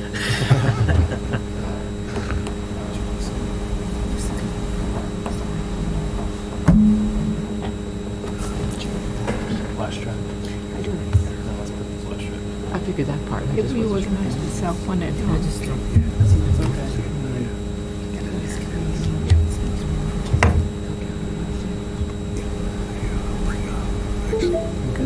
Got a new computer from the Army today. No inputs on it. One type C USB input. Okay, will do. I gotta carry, it's like a, it's like a Chromebook, but I've got to carry around this giant pack that you plug in the Ethernet. And it's USB, and I'm like, Do I have to turn this on, do you know? No. well, he if controls it from it. If the light's green, it's good, and you won't hear yourself talk. It's for the online recording. Awesome. I got it. Great. Okay, I'm going to stand up. These people might stand up too. So you might want to grab a mic. I'll move. Sharing You is can go caring. We'll share this one. You take that one, and we're good. Okay. So welcome.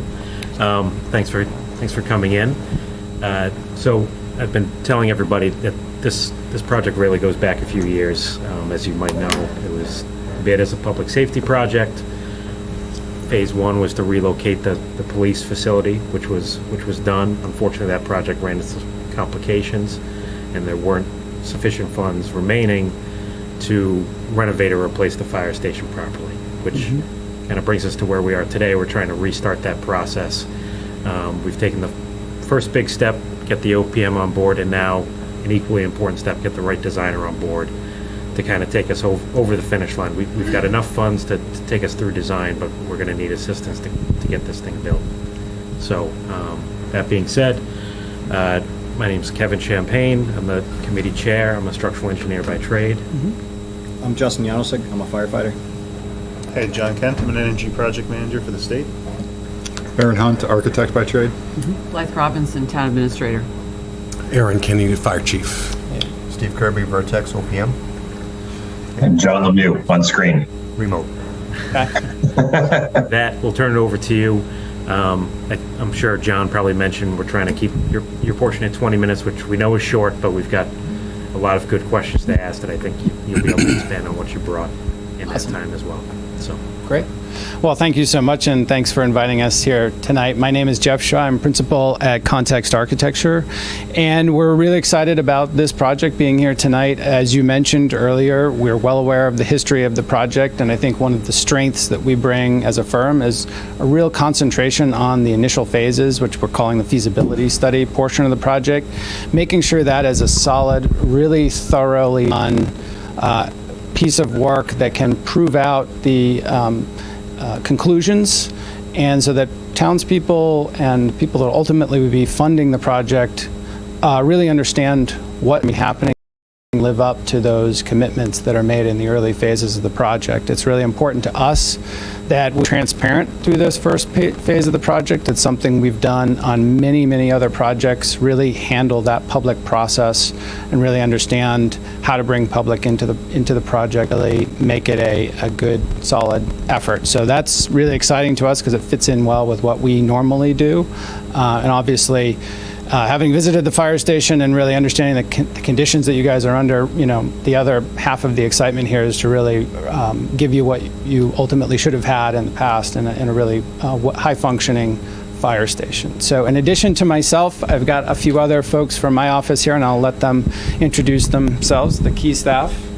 Hi, I'm Ellen Light, project manager. I'm the point contact from the beginning, from the feasibility study through the end to the end of your project to the building. And I'm Nicole Grollo. I'll be the job captain on this site.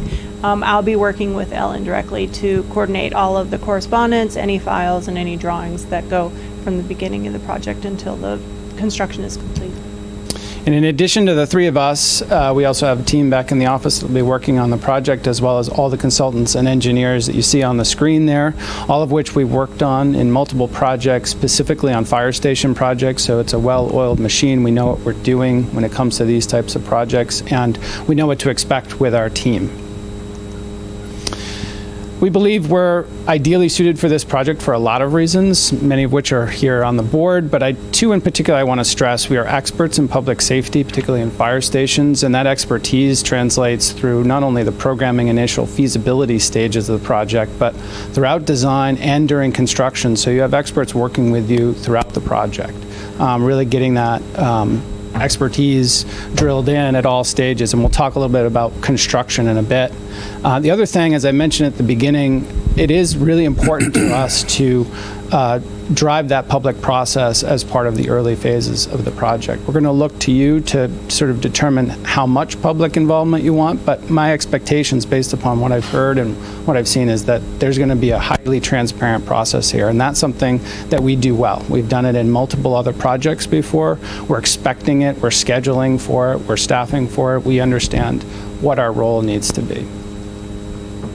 So we put together a sample project schedule. The important thing on this slide is just that in the feasibility stage, that's the point where we're going to work with you very closely to come up with the final design, to come up with a cost estimate that's really clear. You understand all the pieces of it. You can explain it to everyone else in the town.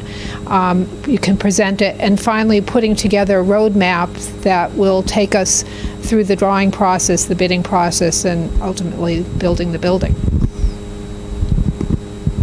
So we'll start the feasibility with a space needs program.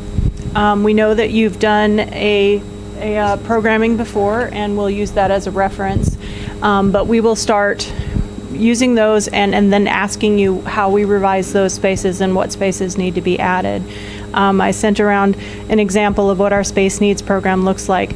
Each room in the building that you have requested will be on a separate sheet.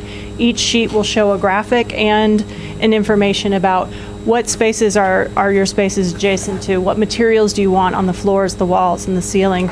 And it also includes things that we need to include in our scope and things that you would bring as a separate item to the building. So in addition to a very thorough programming process, we'll be looking carefully at the energy efficiency and sustainability aspects of the project. And these are things we've incorporated in our work for dozens of years now. It's sort of things we bring to the table. But as you can see, there's a list here that we'll work with you on, and our engineers will work with you on. But every client that we work with, every town we work with, has a different priority as to where they want to put their emphasis. So we'll be looking to you to find out where your priorities lie. But we're capable of bringing all of these to bear on the project.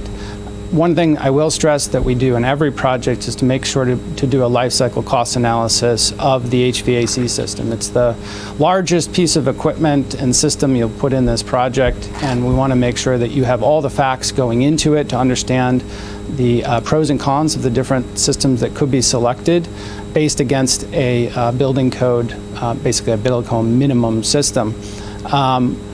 That life cycle cost analysis will not only tell us the first cost, what you're going to pay in construction, but also the overtime operations and management of that system. So we know the costs over the lifetime of that equipment, as well as what the payback might be if you get more highly efficient equipment. So you can look at this as a first class, but also a long-term investment for the town.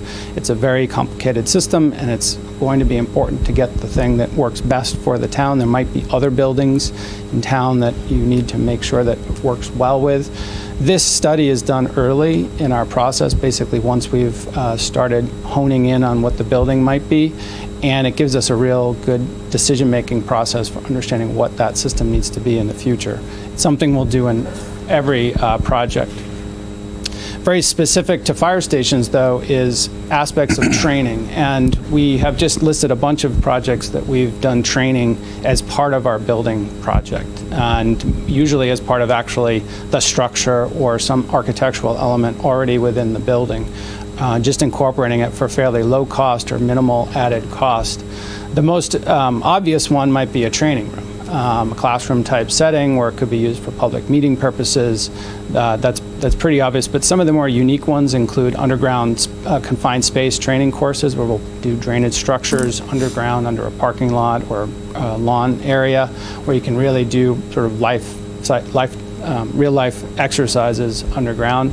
But they don't have to be as elaborate as that. We have a whole range of things we've done, so we're very experienced, and we'll be happy to work with you on what you might want to put into this building. It's always important to think about these not just being bricks and mortar housing firefighters, housing trucks, but what sort of learning tools can we incorporate it into it. So speaking of construction, one of the things we don't always talk about in an interview, because we're all focused on design, is half of the project is going to be building this thing. And what are we going to do when we're building a building? Well, we have, the three of us, very specific roles during the building process. My role is mainly to make sure that the decisions made in the study and the design process that we spent months hammering out are consistently applied during that construction. That the goals and hopes and specific dreams that we had are incorporated. I will set the tone for the contractor and make sure they understand what the ideas going into the station are, and obviously working with the team to make sure we get that final product the way we need it. So I love all the parts of putting a building together. I love the design, I love meeting with people, programming, I love it all. But when it's time for me to put on my hard hat, lace up my boots, and climb up that ladder, I get really excited because now you're baking the cake. So I'm the person that you will speak to on a daily basis. I'm the person who works with the contractor, with the OPM, with everyone that's sitting at the construction table. I will be at all the meetings. I will be at all the weekly meetings. I will be on site once a week to watch the construction. I will be at the building committee meetings. It's one of the things that sets us apart as a company is many companies divide it up. You've got a design team and you've got a CA team. We go soup to nuts so that Jeff, Nicole, and I all see the big picture and the details. So when the contractor then joins the team and they start asking for interpretations of the documents, or they start thinking, maybe we could do it this way and, prove this, we also understand the big picture, and we can be flexible, but we understand what you're looking for. The other thing is that we're very transparent in our communications. We make sure that everybody's on the emails, everybody's at the table. Transparency is just really essential to us. Yeah. And then what I do during CA is I'm sort of the person who is quality control. I'm the one who coordinates sending submittals and questions from the contractor out to our engineers, but I'm also the one who's checking our in-house submittals. Every time I check a submittal, I have to make sure that it meets what our quality of design was in the first place, and that it pays attention to our specifications as well. So anything that I'm going through, I have to make sure that it meets what our design intent really was.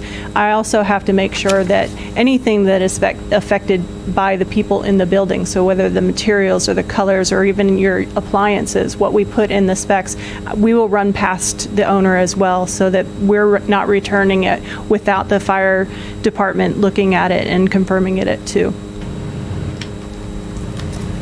So now I would like to show you a few of our projects and explain why we think these projects might be of interest to you. So this is a project that we just completed up in Andover, a substation in a historic district. What's interesting about it, this is the building right here, and right here is where the existing station is in place. Well, it's getting demolished in about, but it stayed in operation all during the construction of this building. And it was a tight site, but with the right phasing, with communication, they were able to do their thing. Contractor was able to build, they were able to get their trucks in and out, and the project really has been a success. The other thing about it is because it's in a historic district, it was very important to the community to have input. And there were many, many meetings leading up to going out to bid. There must have been 50, quite a few. And we were there supporting the community. We were there at all the meetings and helped the community understand what they were getting and feel comfortable with it. These are two small renovations we did for the Everett. And what's interesting is these were, when you have a renovation, you have to be really, really careful documenting existing conditions. We had to work very closely with the owner, with the OPM, with the contractor, making sure we understood existing conditions as best we could before we started the work. And then how do you marry the new to the old, making sure you stay within the budget. It's a tricky kind of thing. As well as in the central fire station, it was occupied for the first part of the project. They wanted to renovate while occupied. They found later on that it was going to go a little bit more smoothly if they left, so partway through they did leave. But it turned out to be a successful project, and they're happy as well. In Southborough, we did a public safety complex, so we had a police station with our fire station. And our site was actually between a school on this side and a golf course on the other. In order to get to the photo doesn't give it much justice. It's way back from the road, and in order to get the access to the building, the town actually purchased a portion of the golf course in order to do that. When they did that, the golf course had to move their clubhouse. They decided they wanted to move it instead of building a new one, so we had to phase this project around doing that. So the first phase of this project included giving them a new route to a new parking lot that is behind where the construction was for this project, and to do all the grading and to build the foundation for the clubhouse to move. Phase 2 included actually moving the clubhouse to the new foundation, getting all of that secure, and then providing temporary utilities until this project was complete. We also had to work for the entire project with the school because they had drop-off and pick-up times during the day. So we had to work with the GC to make sure he wasn't doing big drop-offs or things like that during the hours of drop-off and pick-up. And in Westford, we know you have ledge on your site. Westford we did a lot of testing and did not know there was ledge, and we found it. So we've gotten very familiar with knowing the additional costs of ledge and how to deal with it when you didn't know it was there. But we also show this project because we believe it's the same, it's very similar in the scope, the size, and the design that you might want for your project. It's in the middle of town. It's in between the residential parts of town and the commercial parts of town. And so they were very specific about making sure that the design of the outside sort of reflected a little bit of the residential, but didn't put its face against the commercial. So we tried to make sure that it was designed that way. And we assume that because you guys also are in a really nice historic residential place, but you have commercial buildings around it as well, that we'll pay attention to what you want to make sure that you're balancing it out with all the stuff that's around it as well. So that was a good segue into talking about your project specifically. So here's your site. I was lucky enough to drive out on a nice sunny day, which was wonderful. Walk around, take a look at your site, saw the ledge, saw the buildings on the site, stopped at Dunkin' Donuts, and then ended up here. And it was really an eye-opener to me that I hadn't seen from Google Maps, that when you stand here, you can see the fire station. And so it's very exciting that the fire station is really part of the town center, and I think that's an opportunity that really excites us a lot. The town is lovely. It's very clear that you value your historic buildings. It's very clear, beautiful red house and a couple other ones that I saw with the plaques on it. As Nicole said, we know that we need to be respectful to the residential properties here that are very lovely. We've got the commercial strip over here. You know, we've already started looking at what you have to think about with Route 115 and Main Street bypassing it, the commercial versus the residential, and with that, Jeff will get into a little more detail. So in the last few weeks, we were looking at the site specifically, and there's a lot of different options that were coming to mind in our team, but we sort of reduced them down to kind of three general segments. Thinking about the possibility that this project, or think about the reality that this project needs to be agnostic. We're not coming to this with a preconceived notion of what this station needs to be. We're going to do a legitimate study of all of the options, thorough, so that the final option is something that we can all take with a lot of credence. But for the purpose of this discussion, I wanted to draw some options here. So we took a sample footprint from another project that's roughly around the size we think this one might be, just to give us some scale on the side of what a building might look like, and sort of drew up these three different options. So on the left, starting there, thinking about what a renovation expansion might look like. And clearly the apparatus side of the building is in worse shape. We don't know whether the rest of the building can actually be expanded onto, but obviously that'll be part of the study. But thinking about that and thinking about how you need to operate, we thought, well, you know, building an apparatus room off on the left-hand side while we were operating, and then moving the trucks in, then demolishing the existing apparatus room, building out on the right-hand side for living quarters and administration, as well as renovating the middle piece, might be an option. Now, clearly that comes with a lot of consequences of doing so. You're basically living with a contractor for a while. There's a lot of close coordination. A lot of hiccups might happen, utilities, things like that, primary systems we need to be careful of. It can be done, but that goes into the matrix or the analyses with all of those pros and cons. Option two, probably the polar opposite of that. Basically divide the site, give the contractor one side, keep the other side for operations continuously. Shouldn't be as much of a problem. The challenges we see to this is that, number one, we're starting to build the building back towards further into that ledge in the back of the site. Don't really know how deep it is, but clearly the further back we go, the worse it might get. And secondly, once that building, the existing building's out of there, are you going to be happy with what's left? Are we just building because that's the piece of land we have, or is that going to be the right solution long-term for the town? So that is part of the analysis as well. You know, considering the fact that maybe the trucks are coming out of that one square piece off the end. So we have to be very considerate of that. So then we did a sort of hybrid option or a phased option, tries to keep the construction further away from the existing building, starting on the far left and sort of ending up towards the right. We'd start on the left with maybe an administration living quarters, be able to move folks into that. And then as we go towards the right, we demolished the 1980s addition and build out the garage apparatus bay while you're still operating out of the existing one, move the trucks in there to the new space. The new building is fully complete, and then we complete the demolition of the existing building. These are just three examples. There's many more that we intend to study as part of the feasibility process, but I think what this hopefully gives you is the level of thought and detail we start to get into as we get into these preliminary options and how we expect to run the feasibility study. We're going to show you all these options. We're going to talk about the pros and cons. We're going to put them into a weighted scored matrix with cost information for each one of those, so you really get an understanding before you have to start choosing which way you want to go as to what these options might look like.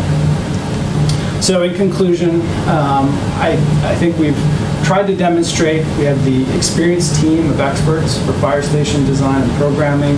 We have a lot of interesting, good ideas about what could happen here. We're very in tune to what needs to happen in town, not only architecturally and structurally for the fire department to have a new headquarters, but also as the process of the project needs to be a strong project in town, and make sure that we are getting the trust of residents, that we've done a thorough, solid job with the feasibility study. We need to make sure that it's filled with facts.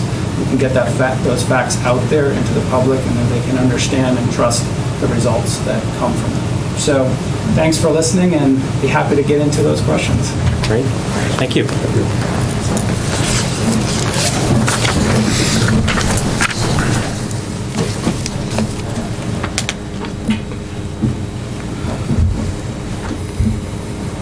Right. So I know you talked a little bit about your construction administrative approach, but I guess talk a little bit about the construction bid process itself before we get to that stage, and what your role is and what the town's role would be in that process. Sure. Well, there's two processes that I could see happening. I think the traditional process is probably what's appropriate here, and that's traditionally a design, then you bid, then you build it. There's another process called CM at risk, which we can do in public construction, and which we have done mostly in private construction, although we do have a couple projects going through CM at risk in public construction for public safety right now. Those tend to come with more overhead management costs and probably might be a consideration here, but typically are used for more complex projects. Considering the possibility we might have a renovation, expansion, phasing, and logistics puzzle to solve, it might end up being an option we want to check the box on. But I think in the end of the day, it's probably going to be a traditional design bid build. They'll get at the lowest price eligible bidder. We would prepare plans and specs. We would cost estimate those before they go out to bid. So prior to going out to bid, we'd have a meeting with you to make sure that you understood is in the scope, what the cost estimate said the project's likely to bring back in terms of the bid results in the current construction market, and ultimately assist you to go out to bid. And we've worked with Vertex, so we have a good relationship about the steps needed to go out to bid, the different advertisements that need to happen, and the technical things that need to happen. When we do get into the bidding phase, our team will be preparing responses to any bidder's questions. Typically, we'd like to hold a site conference with the contractors. It not only gives them an opportunity to ask questions and see the site, depending on what we're actually proposing for scope, that might be important.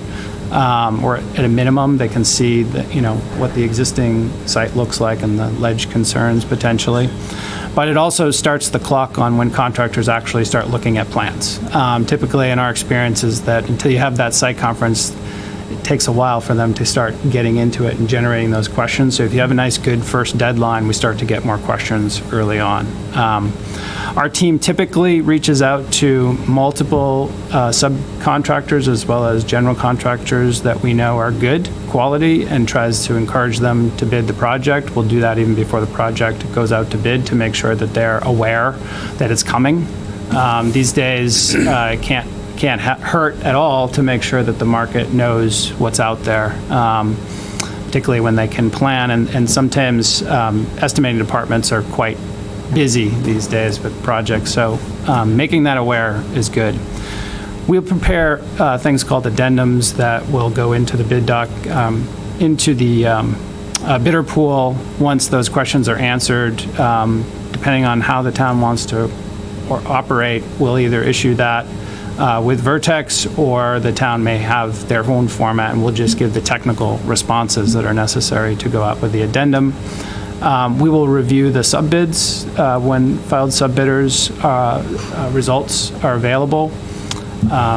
We will, review them with our consultants and our cost estimator to kind of tabulate where they fall in terms of the cost estimate. So you have a judge as to where we're doing on the overall cost of the project. And then same thing will happen when the general bids come in. Typically, it's a 5 to 6, maybe 7-week process, depending on how long we want to go. Statutorily, there's certain timeframes, but we tend to give bidders just a little bit more time these days. But at the end, when we have bid results, in conjunction with Vertex, we'll be reviewing them for the DCAM reports, DCAM scores. We also have experience with many of these contractors, so we'll be able to give you our best judgment in terms of who to select. Usually at the end of the day, it's the lowest eligible bidder. We've had a few occasions where we've really had to do the head scratching about whether we want to recommend them to you or not. Sometimes the lowest comes with some baggage, but we want to make sure you understand that going in. We've done the reference checking, talked to the architects, the other owners, OPMs that have worked with them, and given you all that information up front. And certainly if there would be happens very rarely, but sometimes there's a bid protest if we don't like somebody and they get booted. Sometimes that happens, but we will be representing our interests collectively in that protest with the AG. It's very rare, but it does happen. So, and then once we turn that recommendation over to you, then at the end of the to select the funder. But that's generally what we do. I guess if you'd like to talk specifically about what each one of us would do during that process, but. I think in the interest of time, we probably don't need to get that detailed with it. We have probably 10 or 11 questions to get through. Right. So, but it was a pretty thorough response. Thank you.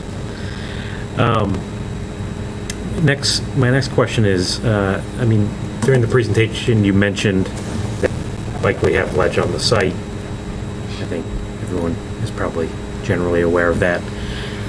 Can you describe, and it doesn't have to be a geotechnical issue, but a latent condition that was encountered on a past project that resulted in an unexpected cost and how you mitigated that? Yeah.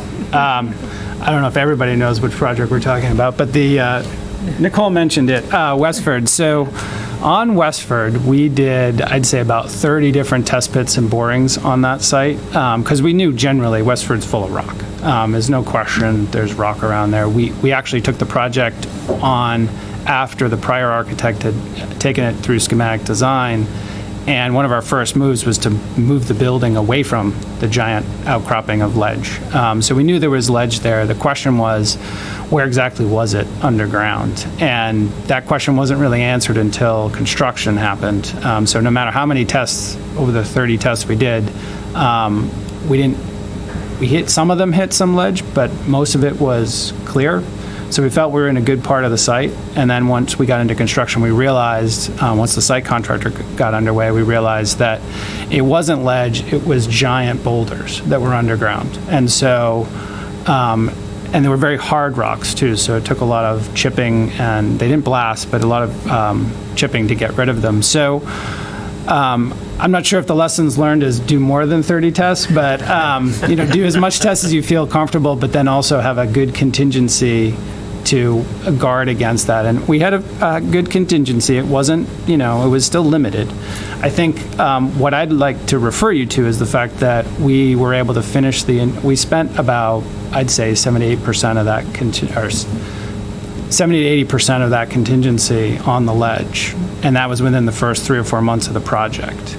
We managed the entire rest of the project within that contingency, didn't go over budget, and got the station everything they wanted at the end of the day. So I think that was, an incredible piece of management that the whole team, Vertex was the OPM, we had a good contractor, everybody sort of buckled in and managed the rest of the process well. I think it was set up with some good teamwork. Every project has a little bit of bump heads, but I think ultimately all the parties got along well on that project and tried to really pull something off well for the town. So, I'd say that speaks well to our management abilities when we're faced with adversity, and being able to make sure that we're still representing the owner's interests throughout.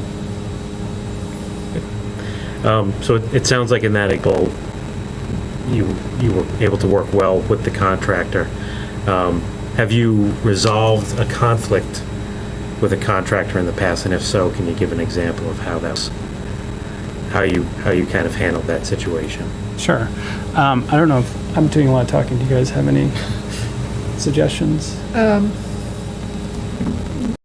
Recently, things what You may talk about Andover, because Andover project that Ellen worked on, I'm going to set you up. It's the contractor was a good contractor. In fact, in the beginning of the project, I would have told you this is the best public contractor I've ever worked with. They were really on the ball. One of the challenges that is that they hadn't done much vertical building. They'd done a lot of horizontal building and public work, so roads, parking structures, things like that, but not a lot of vertical projects. And this is one of the first ones they had done. And I think their method of understanding what subcontractors in the building market, public building market, were capable of was not quite as informed until we got on site. So there was a lot of friction early on when I think we were asking them to go far above and beyond what they expected. And so there was some disagreements, I would say, in terms of how the contractor wanted to do things and how we were approaching things. Ultimately, I think Ellen, and you can speak for it, just became very patient with what their capabilities were and the amount of work we had to do to kind of lead them to the conclusions. I'm sorry. Sometimes, often people, when they're busy, they draw on their experience and don't quite look at the documents. And so that's one reason why it's really important to talk to them a lot and be on site a lot, because they probably had, some of the subs had more experience doing residential work, so they approached it in a that's what Jeff was getting at. They approached it as they would approach a house, especially we're in a historic district. It looks a little bit like a large house, but it's not. And fire stations are very complicated buildings with a lot of technology and a lot of equipment, and it's not a house. And so, we were in there all the time, speaking to them, communicating with them, letting them know, no, this is a technical fire station that looks like a house, and we're working to commercial standards. And we did well with them, though. They were good guys. Really, I like them. Thank you. Explain your firm's approach to fire station systems like station alerting, radio communications, public address, and security. Who designs the systems and who procures them, in your view? And who is responsible for the overall coordination? Good question, Steve. I would say that my first response is you meet on this and you discuss it early, often, and continuously during the project process. It's not unfamiliar to us to make decisions in the beginning of the project that we revisit as a group later on once we understand things a little bit better, or town sometimes rethinks the way they want to do it. Generally, as a principle, we prefer that the town procures these systems from the state bid list, rather than giving them to the general contractor as part of a GC bid item. Typically, it goes into the electrical scope for many of these things, although Plymouth certainly would go into the HVAC scope for a vehicle exhaust system. Our engineering team, Garcia Galisca de Souza, just changed their name to GGD, has electrical engineers and designers that we've been working with for a long time that have an expertise in IT and security systems, as well as station alerting and radio systems. So they're the ideal consultant that we want to use on these types of projects, because not only will they make sure that the documents have integrated the provisions for them, the boxes in the wall, the pull strings and conduit, all the stuff that needs to be, power requirements, but they'll also put together the design package that has to go out to bid on the state contract. So they'll be able to provide that so that when basically the town, or our team on behalf of the town, puts that out to bid, you can get quotes for all of these systems from vendors. And the reason I say that I prefer it that way is that I prefer you have the systems that work the way you want them to work. If we go through the GC, they will get a system that meets the spec, but it might be a different manufacturer. They have slightly different things. You don't like them as much as others. It's a more hands-off approach. They're really pursuing it from cost as the overriding factor to anything. So the specifications would have to be very tightly written. We are also, in Massachusetts, we have the public bidding rules. It means we have to have equal specifications, so we can't write a spec that prefers one manufacturer over another. It's not necessarily the same thing when you go to the state bid list. All of those prices have been essentially pre-negotiated, and you're just going to the vendors that will meet your specific needs, so you have much more freedom of control. Now, that being said, we want to work with you during the design phase to make sure we understand exactly what systems need to go in. Nicole explained, during the programming phase, we're going to talk about some of these things. That's even before we've started drawing a building yet. We're going to want to make sure that those questions are being asked and that details are being incorporated early, because we'll use that book throughout design. We'll then have a lot of meetings with the vendors, if you already have some, or discussion amongst ourselves and the engineers about what types of systems and vendors you want to use. And then we'll start to encourage those things to be bid out early on, so that we'll be able to work with vendors rather than waiting to the construction period. Not to say we haven't done that. We have certainly done that where the towns haven't hired until we've gotten into construction. That's certainly possible, but typically we'd like to start getting some of that earlier on. Do you guys have experience with this? Do you want to? Well, I just wanted to add that we sat during DD with GGD, their principal of electrical, the electrical principal, and with the town IT department. There was a whole group from the town because they wanted to integrate their systems with the schools, with the police, with other people in the community. So, we made a good document, and then we went back and revisited a year later, and then we revisited it again when we were in the submittal process, just to make sure that it was all integrated. Yeah, and Andover, which is what she's talking about, they actually had to integrate public TV access, because they had a training room, but they also wanted it to be a meeting room that's set up with camera that the TV control station can remotely operate. So we had to incorporate their TV standards as well. The town expects full design services. Is there anything that you would list as an exclusion if you were selected as a designer for this? Nope.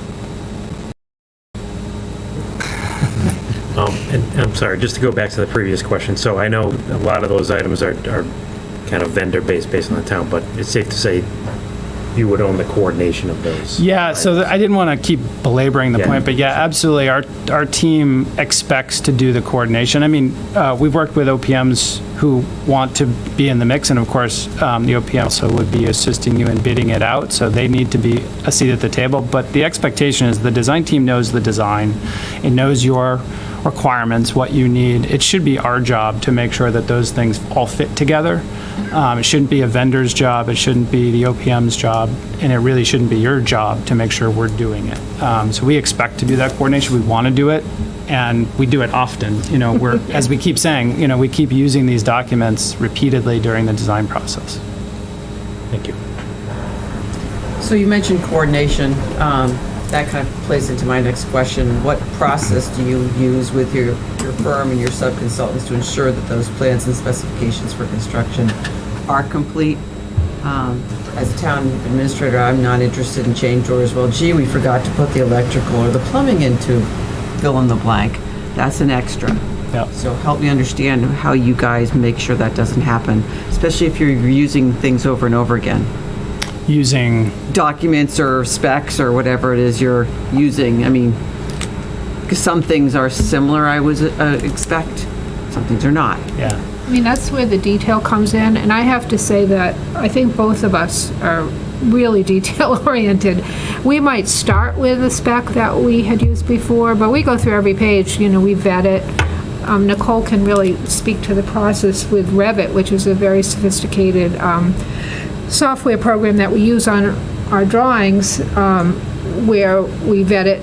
Every meeting we go to, we have full meeting notes, everybody gets them, everybody comments on them, so I think we really very detail-oriented. So even before CA happens, before the building, before it's bid, during construction documents, we tend to work with the engineers and exchange models every week.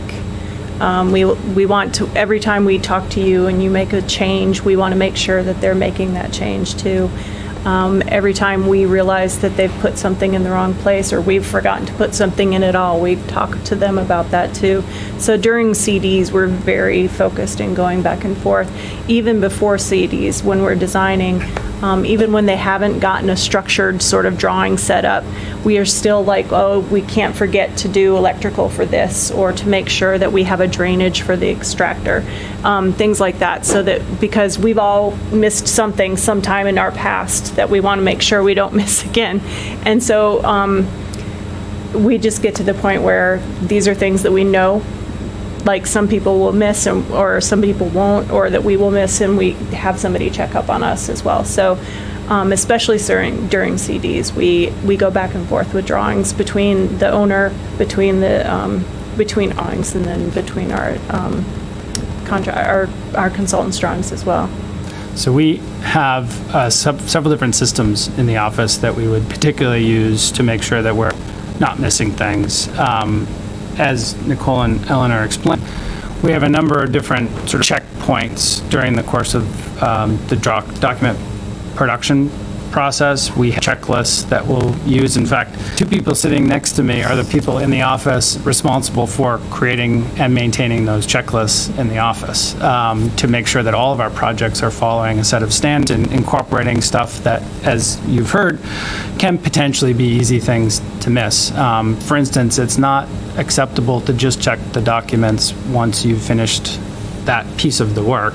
You've got to go back and check it multiple times to make sure that it continues to still stay in the document.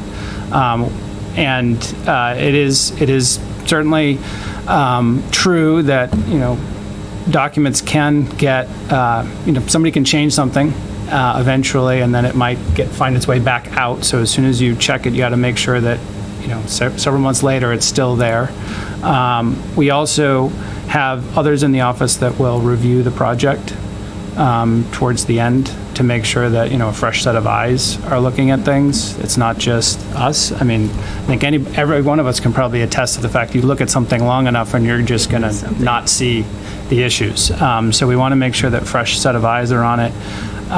We also are doing a quality control process towards the end of CDs. We usually build in about 2 to 3 weeks. We're doing the end of cost estimating at CDs right before we go out to bid, and we're going through and making sure that all the documents are coordinated with our consultants. That's what Nicole is referencing.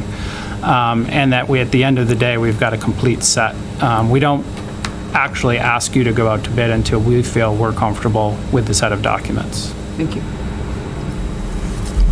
A major concern for the fire department staff is their living quarters. Currently, the staff inhabit a mobile home. Obviously, you all are aware if you were at when we did the briefing, and it's an overburdened situation, and it's undersized as the department has grown. What is your firm's approach to tackling the temporary quarters, relocating operations? How would you make this matter a priority? And how do you provide a cost-benefit analysis of those different options? So it's a tough situation right now. I would not want to be in those trailers either as my primary workplace. The question really gets at what do we think this project might entail in terms of what parts of the site are we going to use, similar to the options that I was showing before. There's some financial best interests, but those financial best interests should also be weighed against the human interests of the men and women who are serving the needs of the department. So, I think you could easily have a comparison between starting a project where you're building out dormitory wings in that part of the building earlier on and being able to turn that over earlier on to solve that problem. We have, other options include being new temporary quarters. We have done that on many projects, particularly fire stations, where it just wasn't possible to operate on site while the contractor was building the project. We did a small building in Newton where we built actually the fire station, a small substation, single engine company, as well as a maintenance facility and a wires, fire alarm municipal wire maintenance facility in the back. And because of the amount of site work, we moved everybody to a remote site just down the street, put up Quonset hut for the apparatus and a dormitory situation for the firefighters for a year. The building was built. But I would have to say that the living conditions in those aren't substantially better than what they're right now. It's just a newer version of the same thing. So I think the real question has to be, what is ultimately, what do people feel like is the best situation for the town as a whole? Is it prioritizing early parts of the construction? Is it getting new temporary quarters because we don't think that the final solution for this project is capable of being done with continuous operations of the fire department? Or, is that the most important thing, making sure continuous operations work and moving the firefighters off? I don't have an answer definitive because I don't think we've really done enough study on the program, on the process. But I do think it's a really important question and concern that needs to be ranked in this analysis that we are doing. Do you guys have comments? No, I mean, I'm just sitting here thinking, what I would want to see is just a really good permanent quarters. I wouldn't, I'd want to make sure that when they finally do get their rooms, they get some air, some fresh air and some sunlight, and they get their day room and they get their fitness space because, their health is essential to their job and their sleep is essential to their job. So I can't comment on the temporary piece, but designing a good living quarters has always been really important to us. So my question was about construction administration, but I really think you guys did a good job talking about it in your presentation. Is there anything you want to elaborate on? Is there anything you feel that your firm does especially well or different than anyone else? I log on every morning to find out what's, as you know, a lot of CA happens online through some service, submittal exchange, Procore, thing like that. I'm usually the first person who gets online to make sure that whatever needs to go to somebody else goes to somebody else, and I can jump on whatever was posted most recently. Again, I make sure that it works with our design intent. We check the specifications to make sure it's meeting all of the stuff that we need, but we also refer again back to our space needs, like to make sure that the things that you guys have asked us for at the beginning are included in the specifications and in the submittal that we've gotten. Often the submittals are not the things we had hoped for, the specific, because again, in a public project you have to have your specs written as an or equal. And so it's also my job to make sure to go through what they've submitted and compare it minuscule thing by minuscule thing to make sure it lives up to what we actually asked for.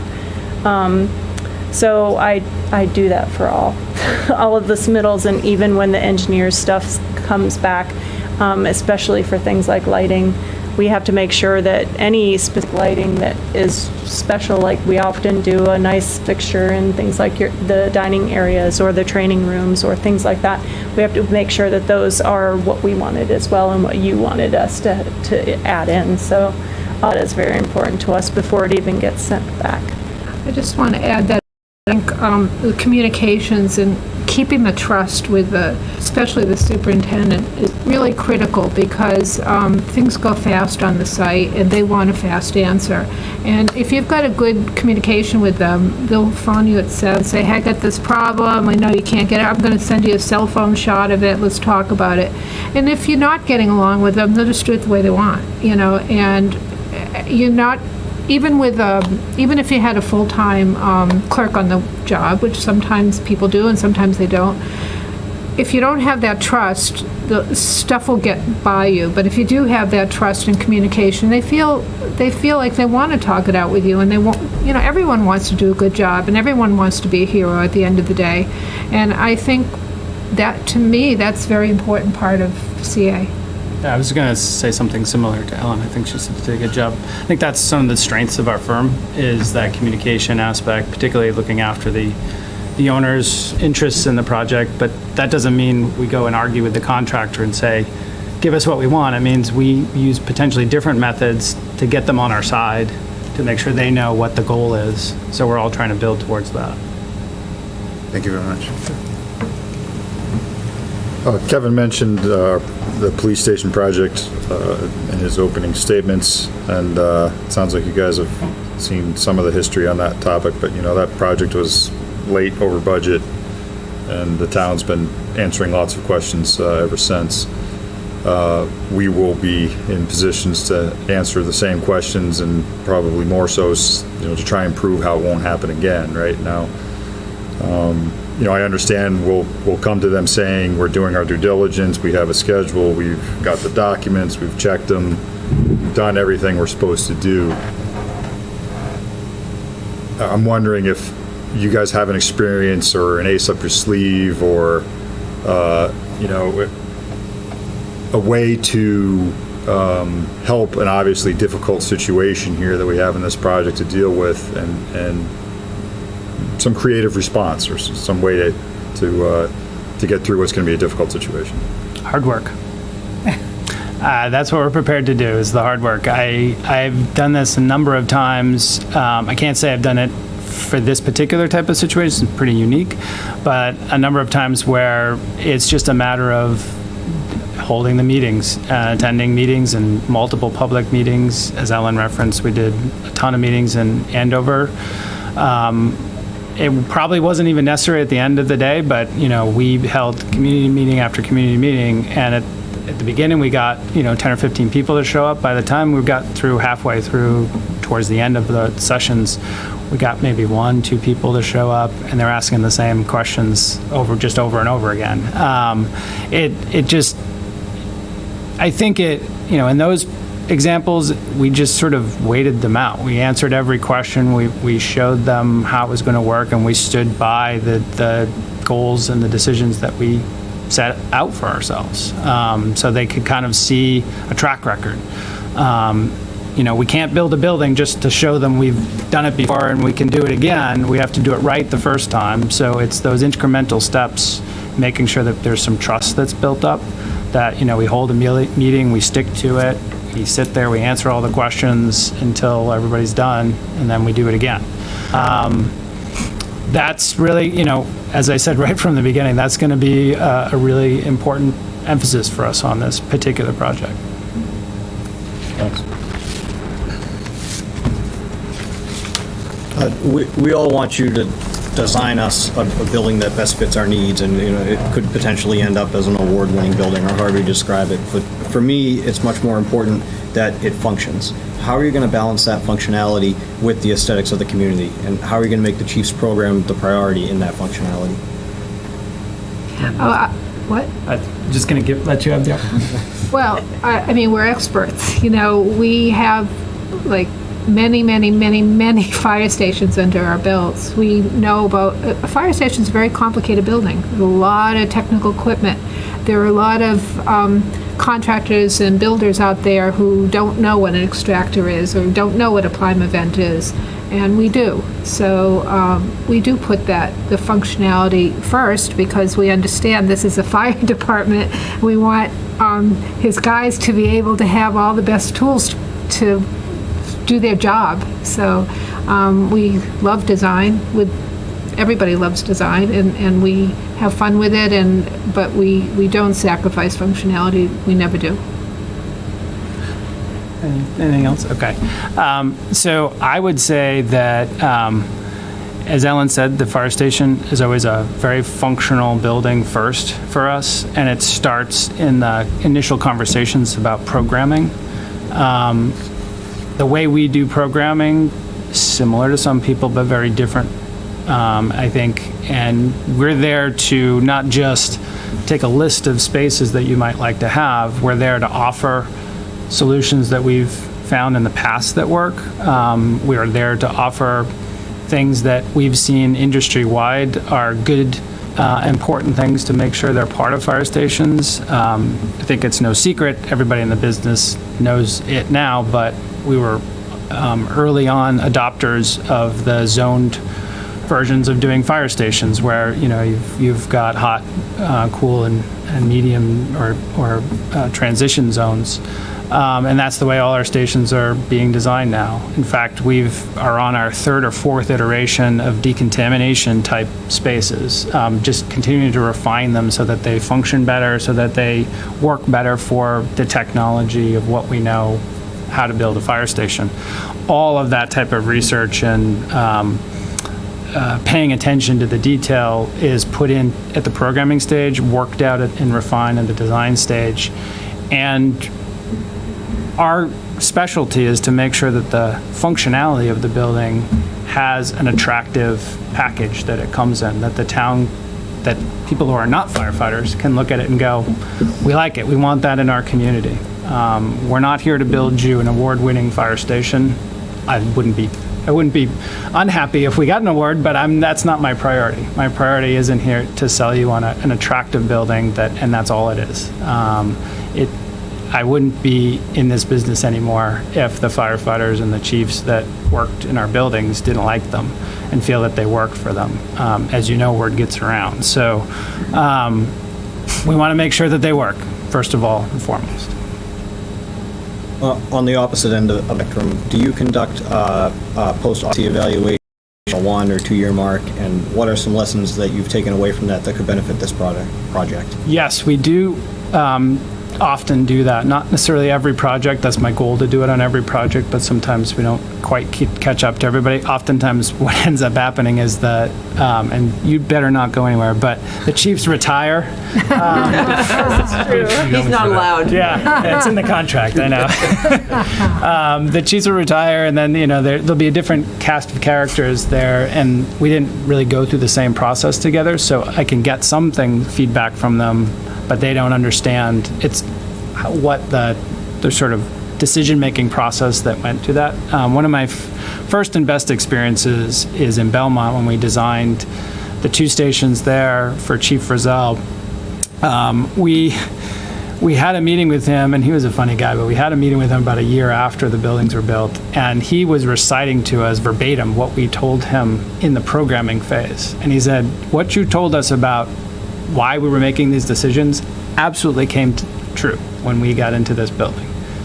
And so we had some good conversations about lessons learned, particularly, for instance, in regard to storage. Nobody ever has enough storage, but he said, you know what, we cut too much storage. And I knew it at the time we were doing it. I didn't want to do it, but I also knew that we had to do it in order to get the building packaged in the financial package that we had.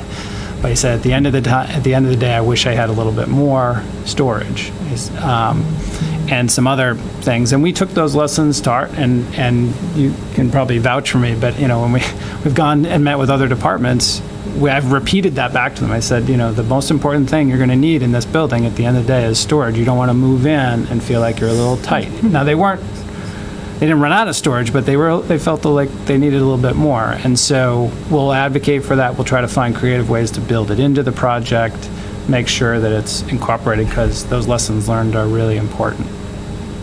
Thank you. Sure. Last couple of questions.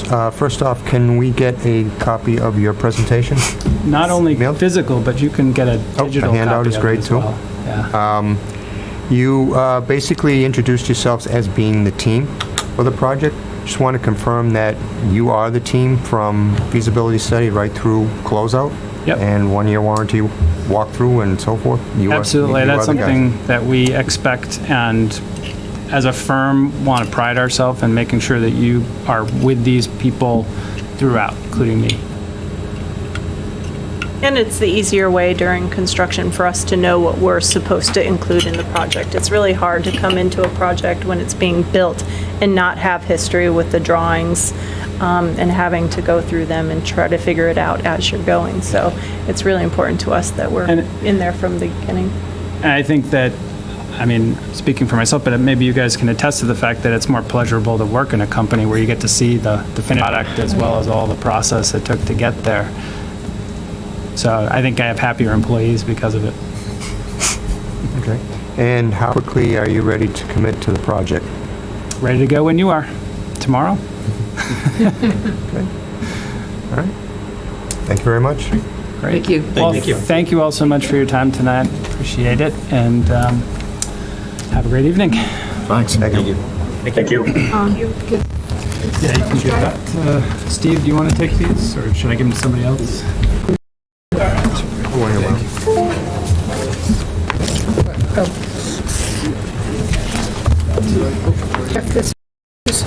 Oh, yeah, I'll pass that right around. Just going to grab that. Thank you. What's that? That's the digital copy?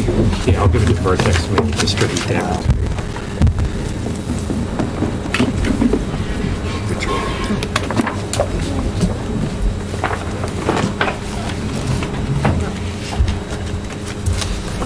Thank you. Thanks, everybody. Thank you. Good luck. Right.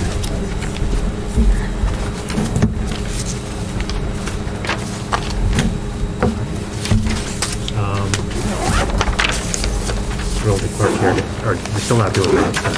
Sorry? We're going to do the minutes next meeting.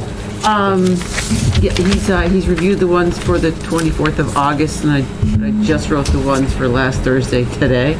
We'll kick it to next meeting. Okay. So, no other agenda items. I'll ask for a motion to adjourn the meeting. So moved. Second. All those in favor say aye. Aye. Meeting's adjourned. See you Thursday. Thank you. Same time?